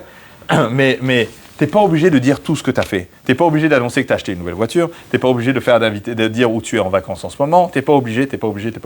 D'accord? Et c'est pas, tu n'es pas obligé, évite. Parce que c'est ça, la particularité du peuple juif, c'est de garder sa vie privée. Et en fait, il y a aussi quelque chose qui est très important, c'est que quand on est dans les réseaux sociaux, ce que l'on voit, c'est une vie fausse. C'est-à-dire que le monde que l'on voit est faux. Pourquoi? Parce qu'on montre uniquement les belles choses sur les réseaux sociaux. Donc moi, maintenant, je vais publier des choses sur les réseaux sociaux, je ne vais pas publier quand je me dispute avec ma femme. D'accord? Je ne vais pas me disputer quand mon gosse a fait une bêtise dans le lit, ou n'importe quoi. Non. Donc je vais montrer une vie magnifique. Magnifique ma vie, elle a l'air magnifique, je suis un super businessman, il n'y a aucun problème, mes enfants c'est tous des tzadikim, on met des petites vidéos, regarde comme il est mignon et tout ça. Bon, c'est pas que la veille c'était la catastrophe, il a brûlé le fauteuil et tout ça, voilà, mais donc on montre quelque chose. Et là en fait, on peut passer sa journée à voir des gens, tu vois, il y a certains d'entre vous sur LinkedIn, sur les réseaux professionnels, on passe sur LinkedIn, vous avez l'impression que tout le monde est milliardaire, que tout le monde réussit tout ce qu'il fait. Tout le monde réussit tout. Et moi, je suis à l'intérieur des boîtes. Moi, je suis associé de plein de ces boîtes-là. Je sais qu'à l'intérieur, mais ils meurent, les gens. C'est la mort. Ils appellent au secours et ils pleurent et ils vont voir des psys, ils vont voir des trucs. Et là, tu les vois sur ça, tout est beau. Donc maintenant, moi, je suis entrepreneur. J'arrive, je suis un jeune étudiant. J'arrive et je démarre mon business. Et je vois que c'est dur. Je vais dire, non, je suis nul, j'y arrive pas, etc. Mais moi, je me dis, mais c'est normal que ce soit dur. Je fais, mais regarde lui, Mark Zuckerberg, regarde ça. Je fais, mais regarde, Mark Zuckerberg, il n'a pas commencé aussi simplement. Et même s'il avait commencé aussi simplement, c'est un parmi des millions qui ont essayé d'arriver à cette force-là. Et donc, en fait, ce que l'on voit, c'est un monde de bisounours. D'accord? On voit un monde de bisounours où tout le monde est beau, tout le monde est gentil, tout le monde est riche, tout le monde réussit, tout le monde est champion de roller et champion tout le monde joue de la guitare, tout le monde est maquillé avec le meilleur maquillage de je sais pas quoi, tout le monde est super, d'accord? Donc quand maintenant je suis à l'extérieur, je suis dehors et je vis ma vie, et je vois l'extérieur, je vois ce qu'il y a sur les réseaux sociaux, et ben en fait, je déprime. C'est pour ça que les taux de dépression ont explosé. Un jour, j'ai vu à côté de chez moi, il y avait une jeune fille qui se baladait comme ça, elle était comme ça. Elle avance, elle marchait, et elle était vraiment en mode, je me suis dit, mais il lui est arrivé quelque chose, quoi. Et je la vois, à un moment, elle sort son téléphone, elle se coiffe, elle se fait un grand sourire, tac, elle se met en photo. Et elle remet son téléphone et elle remet. Alors j'ai dit, qu'est-ce qui se passe? Ses copines, elles se disent, oh là là, regarde comment elle va bien, elle a un sourire trop charmeur, oh là là, quelle vedette, nanana. Elle est là, elle est déprimée complètement. La fille qui l'a vue, elle déprime encore plus parce qu'elle voit qu'elle elle va bien alors qu'elle elle va pas bien. Donc c'est une boucle tout ça. Et pourquoi? Parce que c'est tout du faux. C'est tout du faux. Donc en fait, on vit dans un monde de mensonges. On a en plus un issour, c'est un issour, et un interdit de la Torah, c'est un des 10 commandements, c'est l'otarmod. D'accord? Tu ne dois pas jalouser. La maison, la femme, la vache et tout, l'âne, bon, la voiture aujourd'hui, c'est de ton prochain. Et donc c'est un issour Torah de jalousie, de jalouser. Et nous, en fait, on ne se rend pas compte. Il y a aussi un issour Torah qui s'appelle l'ifnei hiver lotiten mirchol. C'est-à-dire qu'en fait, on ne doit pas faire fauter les autres. D'accord? Pour n'importe quelle avéra, tu fais fauter quelqu'un, tu enfreins un issour qui s'appelle l'ifnei hiver lotiten mirchol. Si tu es en train de montrer des choses qui vont faire jalouser les gens qui sont en face de toi, bah au final, tu es en train de les faire fauter. D'accord? Là, on parle des juifs, d'accord? Tu vas les faire fauter. Tu vas les en jalouser, tu les fais déprimer, tu es en train de les tuer. Et tu ne te rends pas compte de ça. On peut pas sortir. Voilà. Alors, si ton métier est de vendre des bonnes voitures, tu n'as aucun problème à montrer des belles voitures. C'est ton métier de montrer des belles voitures. Mais si maintenant tu montres que toi, tu es en train de trucs avec une jolie fille comme ça, et un truc, bon, je sais pas, je sais pas si madame et ça, mais tu vois, si à un moment, là, et à un moment, je suis à Dubaï, au salon des trucs, avec l'émir, trucs, nanana, etc. Alors, si c'est pour le business, il n'y a aucun problème. Mais vraiment, il n'y a aucun problème, et c'est normal, etc. Pardon? Pour faire du marketing, présenter des choses, moi je pense qu'il n'y a aucun problème. Maintenant, c'est sa vie personnelle, tu te la gardes. Sa vie, tu te la gardes. Quand quelqu'un montre sa femme sur les réseaux sociaux, il attend quoi? Il attend quoi? Qu'on lui prenne? Il attend qu'on lui prenne. Mais là, je lui dis ça, il attend qu'on lui prenne. Moi, je suis associé, c'est-à-dire je suis au courant de plusieurs sujets où ça s'est vraiment passé comme ça. D'accord? Le mari a mis la photo de la femme. Ah tiens, c'est mon ex, truc, nanana, et hop, d'accord? Et donc ça peut arriver. Donc qu'est-ce que je suis en train de faire en faisant ça? Surtout, il y a des gens qui mettent la photo de leur profil avec leur femme en faisant comme ça. Mais qu'est-ce que tu veux? D'accord? Qu'est-ce que tu es en train de vendre? Donc tu vends des voitures, c'est bien, mais vends pas ta femme. D'accord? Et donc ça c'est très très important. C'est très très important. Ou ton mari, hein, on peut faire aussi à l'envers. D'accord? Donc en fait, on doit faire très très attention à ce qu'on poste. Un jour, il y a une jeune fille qui est venue me voir. Elle me dit, Monsieur Bérébi, j'ai un problème. J'ai fait tchouva. Elle était un séminaire, à la source, ça a été. J'ai fait tchouva. Et le problème, c'est que avant, j'ai vraiment pas fait tchouva avant. Et j'ai posté des choses sur Instagram où on me voit pas très bien habillé. Le problème, c'est que j'ai perdu mon mot de passe. Et on m'a proposé j'ai dû faire 2 shidurim. Et je sais pas comment ils ont su qu'il y avait des photos de moi là-dedans. D'accord. Bon, je sais pas, les mecs qui ont déjà Instagram, mais bon. Ils ont cherché là-bas. En tout cas, ils l'ont trouvé sur Google. Comment je fais? Et donc, au Hachem, on a trouvé un moyen voilà. Bon, aujourd'hui, j'ai plus le piston, ils sont tous partis. Mais tous mes copains chez Facebook, ils sont tous partis, l'un après les autres. Mais on m'a aidé, on a réussi à faire le compte. La fille s'est mariée avec un super barreau. Baruch Hashem, elle est venue me voir avec son foulard, avec son truc, son mari, un petit ami de Chacham, etc. Baruch Hashem, ça a été sauvé. Mais ce qu'on ne se rend pas compte, c'est que quand on pose des choses sur les réseaux sociaux, on ne se rend pas compte que nos enfants, nos petits-enfants, nos arrière-petits-enfants vont les voir. Ils vont les voir. C'est-à-dire qu'en fait, ce qu'on doit poster, on doit faire des choses dont on est fier. D'accord? Donc bon, là, aujourd'hui, la moyenne d'âge est assez élevée. D'accord? Je ne suis pas vieux, hein. Élevé. Non, moi, je parle beaucoup à des étudiants.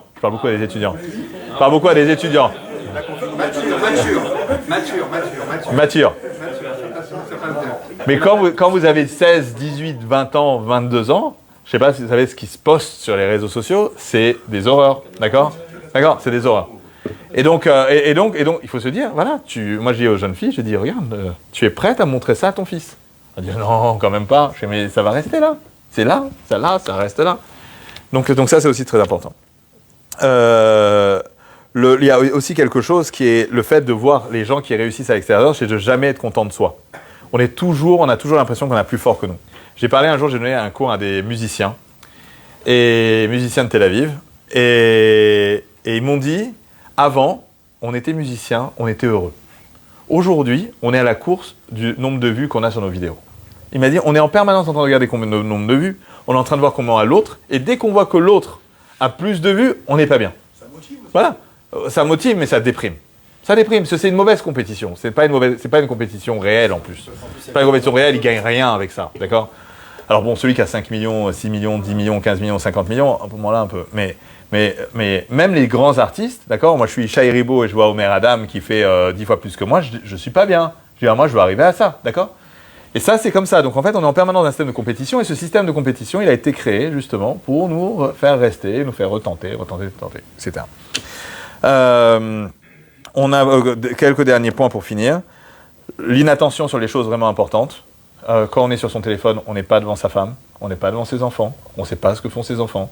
Ces enfants qui sont devant le téléphone, ils ne savent pas ce qui sont ses parents, d'accord? Des fois, je présente les parents, tiens, je te présente ton père, je te présente ton fils, etc. Voilà, quand il y a des conflits, etc. On commence des fois comme ça, on leur enlève leur téléphone, on les fait rentrer dans une salle, on les laisse pendant 1 heure dedans, ils ressortent avec un sourire, ils s'enlacent, tout, vous savez, on s'est retrouvés, quoi, d'accord? Et ça a l'air drôle, mais c'est très triste. Parce qu'en fait, on arrive justement à passer beaucoup de temps comme ça. Un jour, j'ai donné une conférence comme ça à Givat Shmuel. Et il y avait un fils qui était là et qui disait moi, je suis prêt à enlever mon smartphone, mais mon rêve, c'est que mon père, il l'enlève. Voilà. Et il y a le père qui fait waouh. Ça va. Vraiment, c'était en mode je peux plus supporter mon père comme ça, quoi. Famille, où les enfants oubliés dans les voitures. Ça n'existait pas avant, cette histoire. D'accord? Maintenant, c'est tout le temps. D'accord? C'est tout le temps. Pourquoi en Israël? Je ne sais pas en France. Je ne sais pas. En France. Bon, non, en Israël, non. En France, si tu le laisses sous la pluie, maximum il aura faim, mais il ne va pas chauffer. En Israël, c'est très très dangereux. Voilà, Waze, il te dit n'oublie pas Abraham dans la voiture. Voilà. Ah oui, j'avais oublié. Et donc en fait, il y a le fait d'oublier des enfants dans la voiture, c'est pas pour rien, c'est parce qu'on n'a plus l'attention. Aux États-Unis, 9 personnes décèdent par jour de WhatsApp. 1000 personnes blessées par jour de WhatsApping pendant accident de voiture. Voilà, de WhatsApping. Ah ouais, en voiture, pardon, j'ai pas dit voiture. 9 par jour, 1000 blessés par jour. Il faut savoir qu'en 5 secondes sur une autoroute, on fait l'équivalent d'un stade de foot en longueur. D'accord? Juste pour se rendre compte un peu quand on regarde, on se rend compte de ce qu'on a fait. Échec scolaire, c'est la cata, d'accord? Les gens pendant autre chose n'arrivent pas à se concentrer, etc. Vous savez, là, en France, il y a une loi qui a été extraordinaire, que dans les collèges, il n'y a pas de smartphone. Je ne sais pas si vous savez, c'est interdit les smartphones. Voilà, pardon? Non, encore, même en France, il y a plein de collèges qui ont réussi à tenir. Il y a interdit le smartphone au collège. Et au lycée, c'est le proviseur qui décide. Bon, en général, ils lui mettent un mec, donc il n'arrive pas à... Mais en tout cas, il y a une loi, c'est un des seuls pays au monde, la France, où ils ont interdit les téléphones. Voilà, ils n'ont pas attendu Rav Kanievski qui dit smartphone, c'est pas top. C'est une question qui motiverait les jeunes à les sevrer de l'addiction. C'est-à-dire que moins ils utiliseraient leur portable, plus ils auraient une forme de récompense. Il y a des choses comme ça, mais ça ne marche pas malheureusement. Non. C'est une addiction. Parce que sur l'app, il y a d'autres apps et les autres apps sont trop attirantes. C'est une véritable addiction. Il y a un truc, il y a une app qui marche bien où en fait on plante un arbre. Et plus on reste déconnecté, plus l'arbre grimpe et on gagne de l'argent, tout ça. Voilà. Ouais, il y a plein qui ont essayé, ça n'a pas marché. Voilà. Et les Google, Apple et tout vont tous vous dire qu'ils sont en train de ils veulent vous aider à moins consommer. C'est pour ça qu'ils ont lancé Sleep Time ou temps d'écran. Je ne sais pas sur Google comment ça s'appelle. Voilà, il y a l'iPhone, mais même sur Android. Et ils font ça en fait en vous faisant croire qu'on va vous aider à contrôler votre temps. Mais non. Parce qu'en fait, ils ne vous le bloquent pas. Parce on peut définir combien de temps on reste sur une appli. Et quand le temps passe, il vous dit, voulez-vous continuer? Ok, vas-y, encore 10 minutes. Ah, encore 10 minutes. Donc ça ne sert à rien. On ne peut pas le bloquer. D'accord? Donc il y a des apps payantes qui permettent de le faire, mais à chaque fois, ils essaient de les contourner. Donc c'est très chaud. La shonara, on ne se rend pas compte que la shonara, c'est interdit même sur les réseaux sociaux. Et c'est même pire. C'est que la shonara en public, c'est quelque chose dont normalement, on ne peut pas faire tchouva. D'accord? On peut faire tchouva. Sur la shonara, on peut faire tchouva en allant voir la personne, en disant non, finalement, ce que je t'ai dit, c'était pas très, etc. Quand c'est en public, on ne sait même pas à qui on a parlé. Voilà, donc, quand vous allez dans un resto qui vous a pas plu, ne l'annoncez pas sur Twitter. Moi, il faut savoir que j'étais le premier condamné de France pour un tweet. D'accord? Et j'ai dit du mal d'une boîte. C'était en 2010, quelque chose comme ça, 2010-2011. Et en fait, j'ai dit le mal d'une boîte, et il y avait vraiment de quoi. Et j'ai été condamné pour diffamation. Bon, la boîte a coulé depuis, donc j'avais raison. Mais, en tout cas... non, ils ont dit dans le procès, ils ont dit... vu l'importance sur le marché de M. Bérébi, il ne peut pas dire ce qu'il veut, etc. Je vais faire, écoutez-moi, mais bon. Et 10 000 euros, quand même. 10 000 euros pour le tweet, hein, le petit tweet. Mais aujourd'hui, il n'y a plus de condamnation pour des tweets. Parce qu'aujourd'hui, c'est que de la haine et que de la jalousie, que de l'envoi d'insultes et etc. C'est que ça. Mais à l'époque, voilà, j'ai été condamné parce que c'était pas ça. D'accord, j'avais dit à un moment du mal d'un truc. Donc voilà, faire attention à la Lachon. Donc il y a des Chot Lachon hara même sur les reviews que vous laissez sur Amazon ou sur des trucs. Faites gaffe, voilà, à ce que vous dites. Vol au travail. Si vous êtes en train de travailler, normalement vous n'avez pas le droit d'utiliser votre téléphone à des fins personnelles. Si vous êtes employé, demandez à votre supérieur quelle est la politique de la société. Pour ça, il doit vous donner quelque chose de très clair. Dans les entreprises de plus de 50 personnes, en France, c'est obligatoire d'avoir un règlement d'utilisation de smartphone à l'intérieur de la boîte et à l'extérieur. C'est de la même manière, les patrons peuvent demander à l'employé de travailler à 11h du soir, 10h, et il ne peut pas dire non, donc il continue à bosser, etc. Mais donc le fait de ne jamais être concentré fait qu'on n'arrive pas à faire son travail comme il faut. D'accord ? Ensuite, il y a le sujet des mauvais contenus. D'accord ? Vous avez vu, là, je vous ai parlé de tout le problème d'Internet, je ne vous ai même pas parlé de la pornographie, des problèmes de contenu problématiques. Et c'est même pas que la pornographie. Il faut savoir que moi, j'utilise depuis maintenant plusieurs années un filtre qui s'appelle NetFree, où chaque photo est filtrée. C'est-à-dire qu'elle est validée par un Indien qui vérifie s'il y a une femme dessus. D'accord ? Il n'y a pas qu'une femme, il y a aussi est-ce que c'est violent, est-ce que c'est truc, il y a plusieurs trucs. Mais je vis dans un autre monde. C'est-à-dire qu'en fait, je vis dans un monde, Baruch Hashem, je vis dans un autre monde. D'accord ? Je vis dans un monde où en fait, on est protégé. Je vis dans un monde où en fait, je n'ai pas de problème de vue. D'accord ? Pas de problème de vue. Si, j'ai des lunettes, mais pas de problème de vue. D'accord ? Vous m'avez compris ce que je veux dire. C'est qu'en fait, on ne se rend pas compte dans quoi on est quand on est sur Internet et on pense que c'est normal, on pense qu'on n'a pas le choix, etc. Mais on enfreint tous les jours plein d'interdits. Avoir des photos de femmes, avoir des publicités, avoir des trucs, on peut aller pour faire un truc, paf, il nous sort quelque chose dans la figure. Faire très attention. Donc pouvoir mettre un filtre sur son téléphone, c'est le minimum. D'accord ? Je le dis, c'est le minimum. La deuxième chose à faire, c'est faire le tri des applications qu'on utilise. Aller voir celles qui nous prennent le plus de temps et arriver à s'en détacher. Moi, quand j'ai quitté Facebook en 2012, j'avais 4983 amis. D'accord ? À l'époque, c'était beaucoup. J'étais un des premiers de France. D'accord ? Quand j'ai quitté, j'avais l'impression que c'était dur. Mais en fait, comment ça s'est passé ? J'étais dans mon bureau, qui est collé à ma maison, et ma fille tape à la porte. Et elle devait avoir 10 ans, comme ça. Et elle tape à la porte. Et moi, j'étais sur Facebook en train de répondre à des commentaires. Et elle me dit « Papa, je peux te parler ?» Je lui dis « Non, là, j'ai pas le temps. » Elle ferme la porte et je dis « Mais pourquoi je lui dis ça ?» Je regarde ce que j'étais en train de faire et tout. Je dis « Mais pourquoi je lui dis ça ?» Je dis « Non, là, ça va plus du tout. » J'appelle Rav Ben Chetrit, Rav Ben Chetrit. Et c'est moi qui ai monté son site internet et tout ça. Et en fait, je dis à Rav Ben Chetrit, regardez, je sens que là, ça me bouffe mon temps. Ça bouffe trop de mon temps Facebook, etc. Il y avait des jeux aussi en ligne auxquels je jouais. Avec Xavier Niel, on faisait des jeux ensemble. C'est sympa, il ne s'arrêtait pas. Non, poker, j'ai jamais joué. Je connais même pas les règles du poker. Je veux même pas les connaître, pour vous dire. Voilà. Et j'ai décidé, et donc on a décidé, pendant une demi-heure on a parlé, le pour et le contre, bon je diffuse la Torah, j'ai vue particulière sur certaines choses, etc. Bah, on a foncé, après 30 minutes, je quitte Facebook. Et j'ai quitté immédiatement. De la même manière, à un moment avec WhatsApp, je voyais, il y avait dans mon immeuble, tout le monde a un smartphone. On est à Bnei Brak pourtant, mais on est dans les gens un peu modernes, des avocats, des experts comptables, des trucs, etc. Ils ont tous un smartphone, sauf nous, à la maison, ma femme et moi. Et à un moment, j'avais encore un smartphone, il y a 7 ans. Et je voyais que dans le groupe du WhatsApp, ils n'arrêtaient pas de dire du mal, de ci, de ça, du mec qui se gare mal et de celui qui... Je me dis, mais non, ça va pas, d'accord ? J'ai dit, je veux quitter. J'ai dit, mais en fait, c'est pas la peine de quitter eux, je quitte WhatsApp. Et donc, j'ai quitté WhatsApp, j'ai annoncé à tout le monde, au revoir WhatsApp. Et ça, les gens me disent, mais t'es trop fort, c'est trop dur, ces trucs, etc. Mais vous vous rendez pas compte de la vie que j'ai gagnée avec ça. Le temps que j'ai gagné en quittant ça. Et on ne peut pas se dire, oui, mais sans WhatsApp, on ne peut pas vivre, on ne peut pas travailler aujourd'hui. Je suis la preuve du contraire. Pardon, il y a les SMS. Alors les SMS, voilà, les SMS que dans les cas d'urgence, d'accord. Sinon, on peut attendre, d'accord. Les gens qui travaillent avec moi, ils savent que je suis joignable entre 1h et 15h30 et après 19h30, d'accord. Mais c'est tout. Alors, le reste du temps, je ne suis pas joignable, n'essaie pas de me joindre, etc. Pardon. Et le monde s'effondre pas. Le problème, c'est que la vie nous fait rentrer dans tout ça. Par exemple, maintenant, bon, déjà le travail, Ouais. WhatsApp, on ne peut pas. Je connais pas. Pour chacun a un métier. Mais par exemple, même je parle des écoles, par exemple. Aujourd'hui, il n'y a pas une mora avec laquelle on ne parle pas sur WhatsApp. C'est le problème. C'est effectivement un problème. C'est rentré C'est effectivement un problème. Maintenant, je peux vous dire un truc. Je suis pas d'accord. Non, mais je dis c'est le problème, je dis pas que... Il n'y a absolument aucun téléphone, aucun smartphone, aucun rien du tout.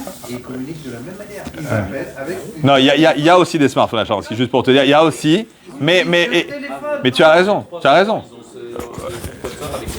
Alors, maintenant le truc, c'est enlever à 100%, c'est peut-être dur, d'accord? Maintenant, arriver à faire des heures où il n'y a pas de smartphone, vous faites la soirée de 8h à 9h30, et ça arrive, et c'est pas que chez les Juifs que ça se passe aujourd'hui. La révolution est en train de se passer partout. C'est entre 8h et 9h30. Il n'y a pas de smartphone, on a la boîte, on met tous les smartphones dedans, d'accord? Une grosse boîte, une boîte à chaussures, n'importe quoi, vous la faites décorer, etc. Et là, vous allez regarder vos enfants, vous allez vous rendre compte que votre fils a les yeux bleus, d'accord? Il est mignon. Il est mignon en plus. Et il s'appelle Kevin. Voilà. Pardon? Ouais, il faut l'éteindre. Éteindre les téléphones. Il faut les éteindre, c'est plus dur d'éteindre. Il faut les éteindre. Il faut les éteindre. Ma mère est en France en ce moment. Elle connaît ma mère. Et ma mère est assistante d'un Rav Dreyfus, etc. Donc en fait, elle a plein de messages tout le temps, etc. Et en France, elle n'a pas réussi à activer le roaming sur le data. Donc quand elle sort, elle n'a pas de data. Et elle a passé une journée, elle m'a dit, j'étais bien aujourd'hui. Pas de message. Elle arrive, c'est tout le monde lui tombe. On nous a aussi dit, mais qu'est-ce que j'ai passé une bonne journée. Et en fait, c'est une chose, c'est qu'en fait, on n'a pas besoin. Moi, personnellement, c'est comme ça que je vis. Moi, c'est pas que j'ai pas de messages, c'est pas que j'ai pas de mails, j'ai beaucoup de mails et beaucoup de choses à faire, etc. Mais c'est là-bas. Là, maintenant, je suis ici, j'ai pas reçu de message, mon téléphone est éteint, là, maintenant, d'ailleurs, etc. Et comme on dit, le monde n'est pas tombé. Le monde ne tombe pas. C'est pas grave, je ferai les choses un peu plus tard. Comment vous avez, je sais pas combien de mails, moi quand j'étais en France, j'avais beaucoup de mails. Ouais. Pas la même mail, ouais. Matériellement, il y avait 95%, je n'ai rien à faire, parce que j'étais en copie des mails, tout ça. Je fais direct, je suis en copie, je ne traite pas. C'est ça. Je ne traite pas. N'empêche qu'il faut quand même beaucoup de temps pour les traiter. Ouais. Parce que dedans, le risque, c'est de louper le mec, il faut vraiment répondre à ce truc-là, il y a un truc important, il y a un dossier à monter. Moi, ouais. J'utilise une app qui s'appelle. Moi, j'utilise un logiciel qui s'appelle Superhuman. C'est un client mail qui vaut $30 par mois. C'est rare d'avoir des clients qui valent aussi cher. Et en fait, ça permet de. On n'a même pas besoin de rentrer dans les mails pour les archiver. Donc en fait, on est là, on a avec les touches, on a avec la touche E, je passe la souris sur les mails que je veux vider. Donc je les archive. Il me reste une boîte. Après, ce que je fais, ça me fait plusieurs boîtes. J'ai plusieurs boîtes sur les plusieurs sujets. J'ai des trucs qui concernent le judaïsme, questions qui concernent telle société sur laquelle je travaille en ce moment. Ça classe, en fait, je classe, mais je classe très très vite avec les touches. Et après, il y a les trucs urgents et les trucs à gérer. Et le truc à gérer, bon, il se remplit un peu, d'accord? Mais c'est pas grave, d'accord? Il n'y a pas le feu, le monde ne va pas s'écrouler. Et je ne suis pas esclave de mon mail. C'est pas les mails qui doivent me dire ce que je fais. C'est aussi. Il faut bien les regarder et les lire au moyen. Ça dépend, il y a des trucs, je sais. Il y a des trucs, je sais, parce que. Je vois Rav Ben Simon, j'ouvre toujours. Vous en mail, est-ce que c'est mieux de voir et faire une conférence chez nous? Si vous n'avez pas eu passé 10 secondes pour regarder ce mail-là, vous n'avez pas. Ah, je passe 10 secondes. Je passe 10 secondes. Est-ce que vous auriez pu faire ça au début? Quand vous avez lancé, vous avez commencé à investir dans la start-up, il y a eu sûrement beaucoup de mails. Maintenant, non, on avait fait une interface qui permettait aux gens de nous envoyer des dossiers sur le site de Kima Ventures, ce qu'on avait fait. On avait fait une interface, les gens remplissaient des dossiers. Et c'est sympa d'ailleurs de revoir les dossiers. Il y a des boîtes qui valent aujourd'hui 10 milliards et tout. J'ai dit non, pas intéressant. C'est très. Voilà. J'en ai fait des bonnes, mais il y en a que j'en ai foiré plus que j'en ai pris. Ouais, tellement. Et donc j'avais un truc. Et surtout, j'étais en mode. Moi, j'étais censé investir dans une start-up par semaine, ou 2 start-up par semaine. Quand je l'avais trouvé, j'arrêtais de chercher. Et après, je passais la semaine d'après. Alors, je revoyais les mails, les prochains, etc. Mais à Cannes, de toute façon, je ne peux pas faire plus. Ça ne sert à rien de faire cette course, etc., etc. Et j'étudiais toujours tous les matins jusqu'à 13h. Donc, je travaillais que l'après-midi. Et pendant ces 4 heures, je communiquais, je faisais la petite réunion avec telle et telle boîte, j'analysais. C'était déjà un stade d'avancement. Moi, ça fait depuis 20 ans, j'étudie jusqu'à 1 heure. Voilà. Avant 20 ans, j'avais 19 ans. J'étais bébé avec des couches. J'étais à l'école. Et vous avez investi, Voilà, dans le 19e, voilà. vous avez investi dans Et à l'époque, on n'avait pas de smartphone aussi. Donc les gens envoyaient moins de mails. Donc en fait, les gens envoient des mails parce qu'ils se retrouvent, ils sont en permanence, ils s'ennuient. Là, il faut savoir, à Chol HaMoed, je coupe tout. D'accord, je coupe tout. C'est une époque où ça a grandi en même temps que le business. Ouais, Ça a c'est ça. évolué en même temps. C'est ça. C'est pas la même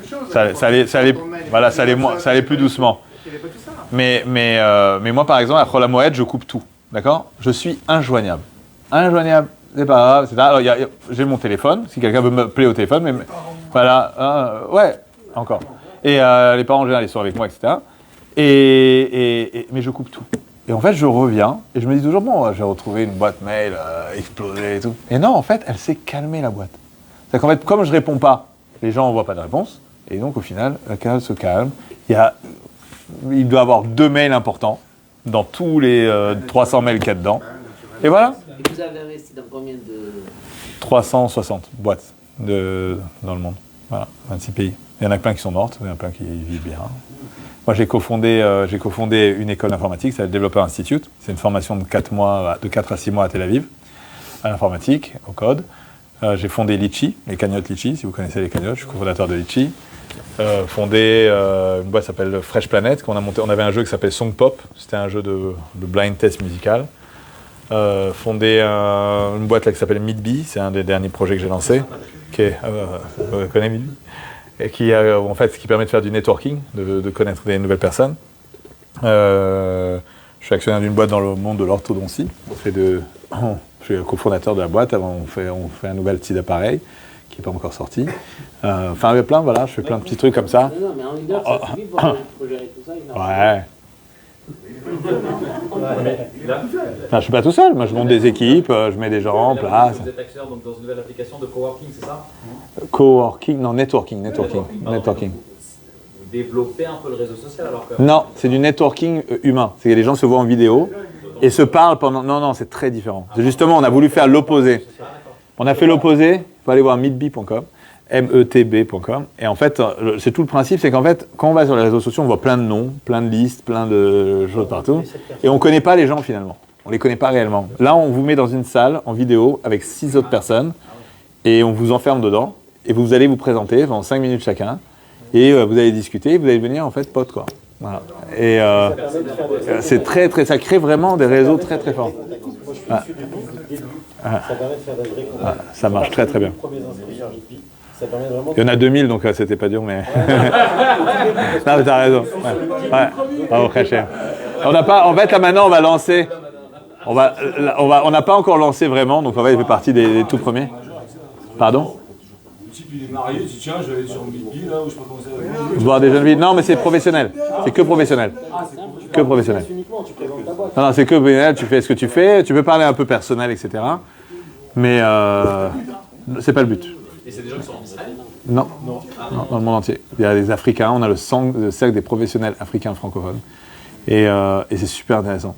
C'est super intéressant. Les Africains, ils ont des champs de coton, des champs de tout, ils ne savent pas comment les vendre. Donc en fait, le but, c'est de faire en sorte à ce que les gens se parlent réellement. Maintenant, voilà, Bon, il y a encore beaucoup de boulot. C'est un projet qui me prend un peu la tête. Mais celui-là, il me prend un peu plus de temps que ce que j'avais prévu. Mais... Pardon? J'ai la preuve vivante que tu réponds au message. Voilà, je réponds. Voilà. Je réponds, mais là, des fois, je mets 2 jours, des fois, je mets 3 jours, des fois, je mets... T'as pas répondu? Je t'ai pas répondu? Non, mais j'en ai énormément sur LinkedIn. Je le remets. Ouais. Vas-y, non, tu peux essayer. Mais ton nom, c'est quoi? C'est quoi ton nom? Mike Rachel. Mais en fait, sur LinkedIn, j'ai un statut influenceur sur LinkedIn. Donc en fait, j'ai 50 000 personnes qui me suivent. Et donc, voilà, c'est 50 000 qui me suivent. Donc les gens qui connaissent ces gens me suivent aussi. Donc c'est énorme. Donc, voilà. Mais j'essaie de ne pas trop passer de temps. Sur LinkedIn, je vais passer Même pas. Par jour. Même pas 1 minute. Non, il y a des fois j'écris un article, je vais passer 10 minutes sur l'article, et je fais ça toutes les 2 fois par mois, comme ça. Mais sinon, non, sinon ça prend trop de temps. Ça peut me prendre toute ma vie. Ah, c'est ça.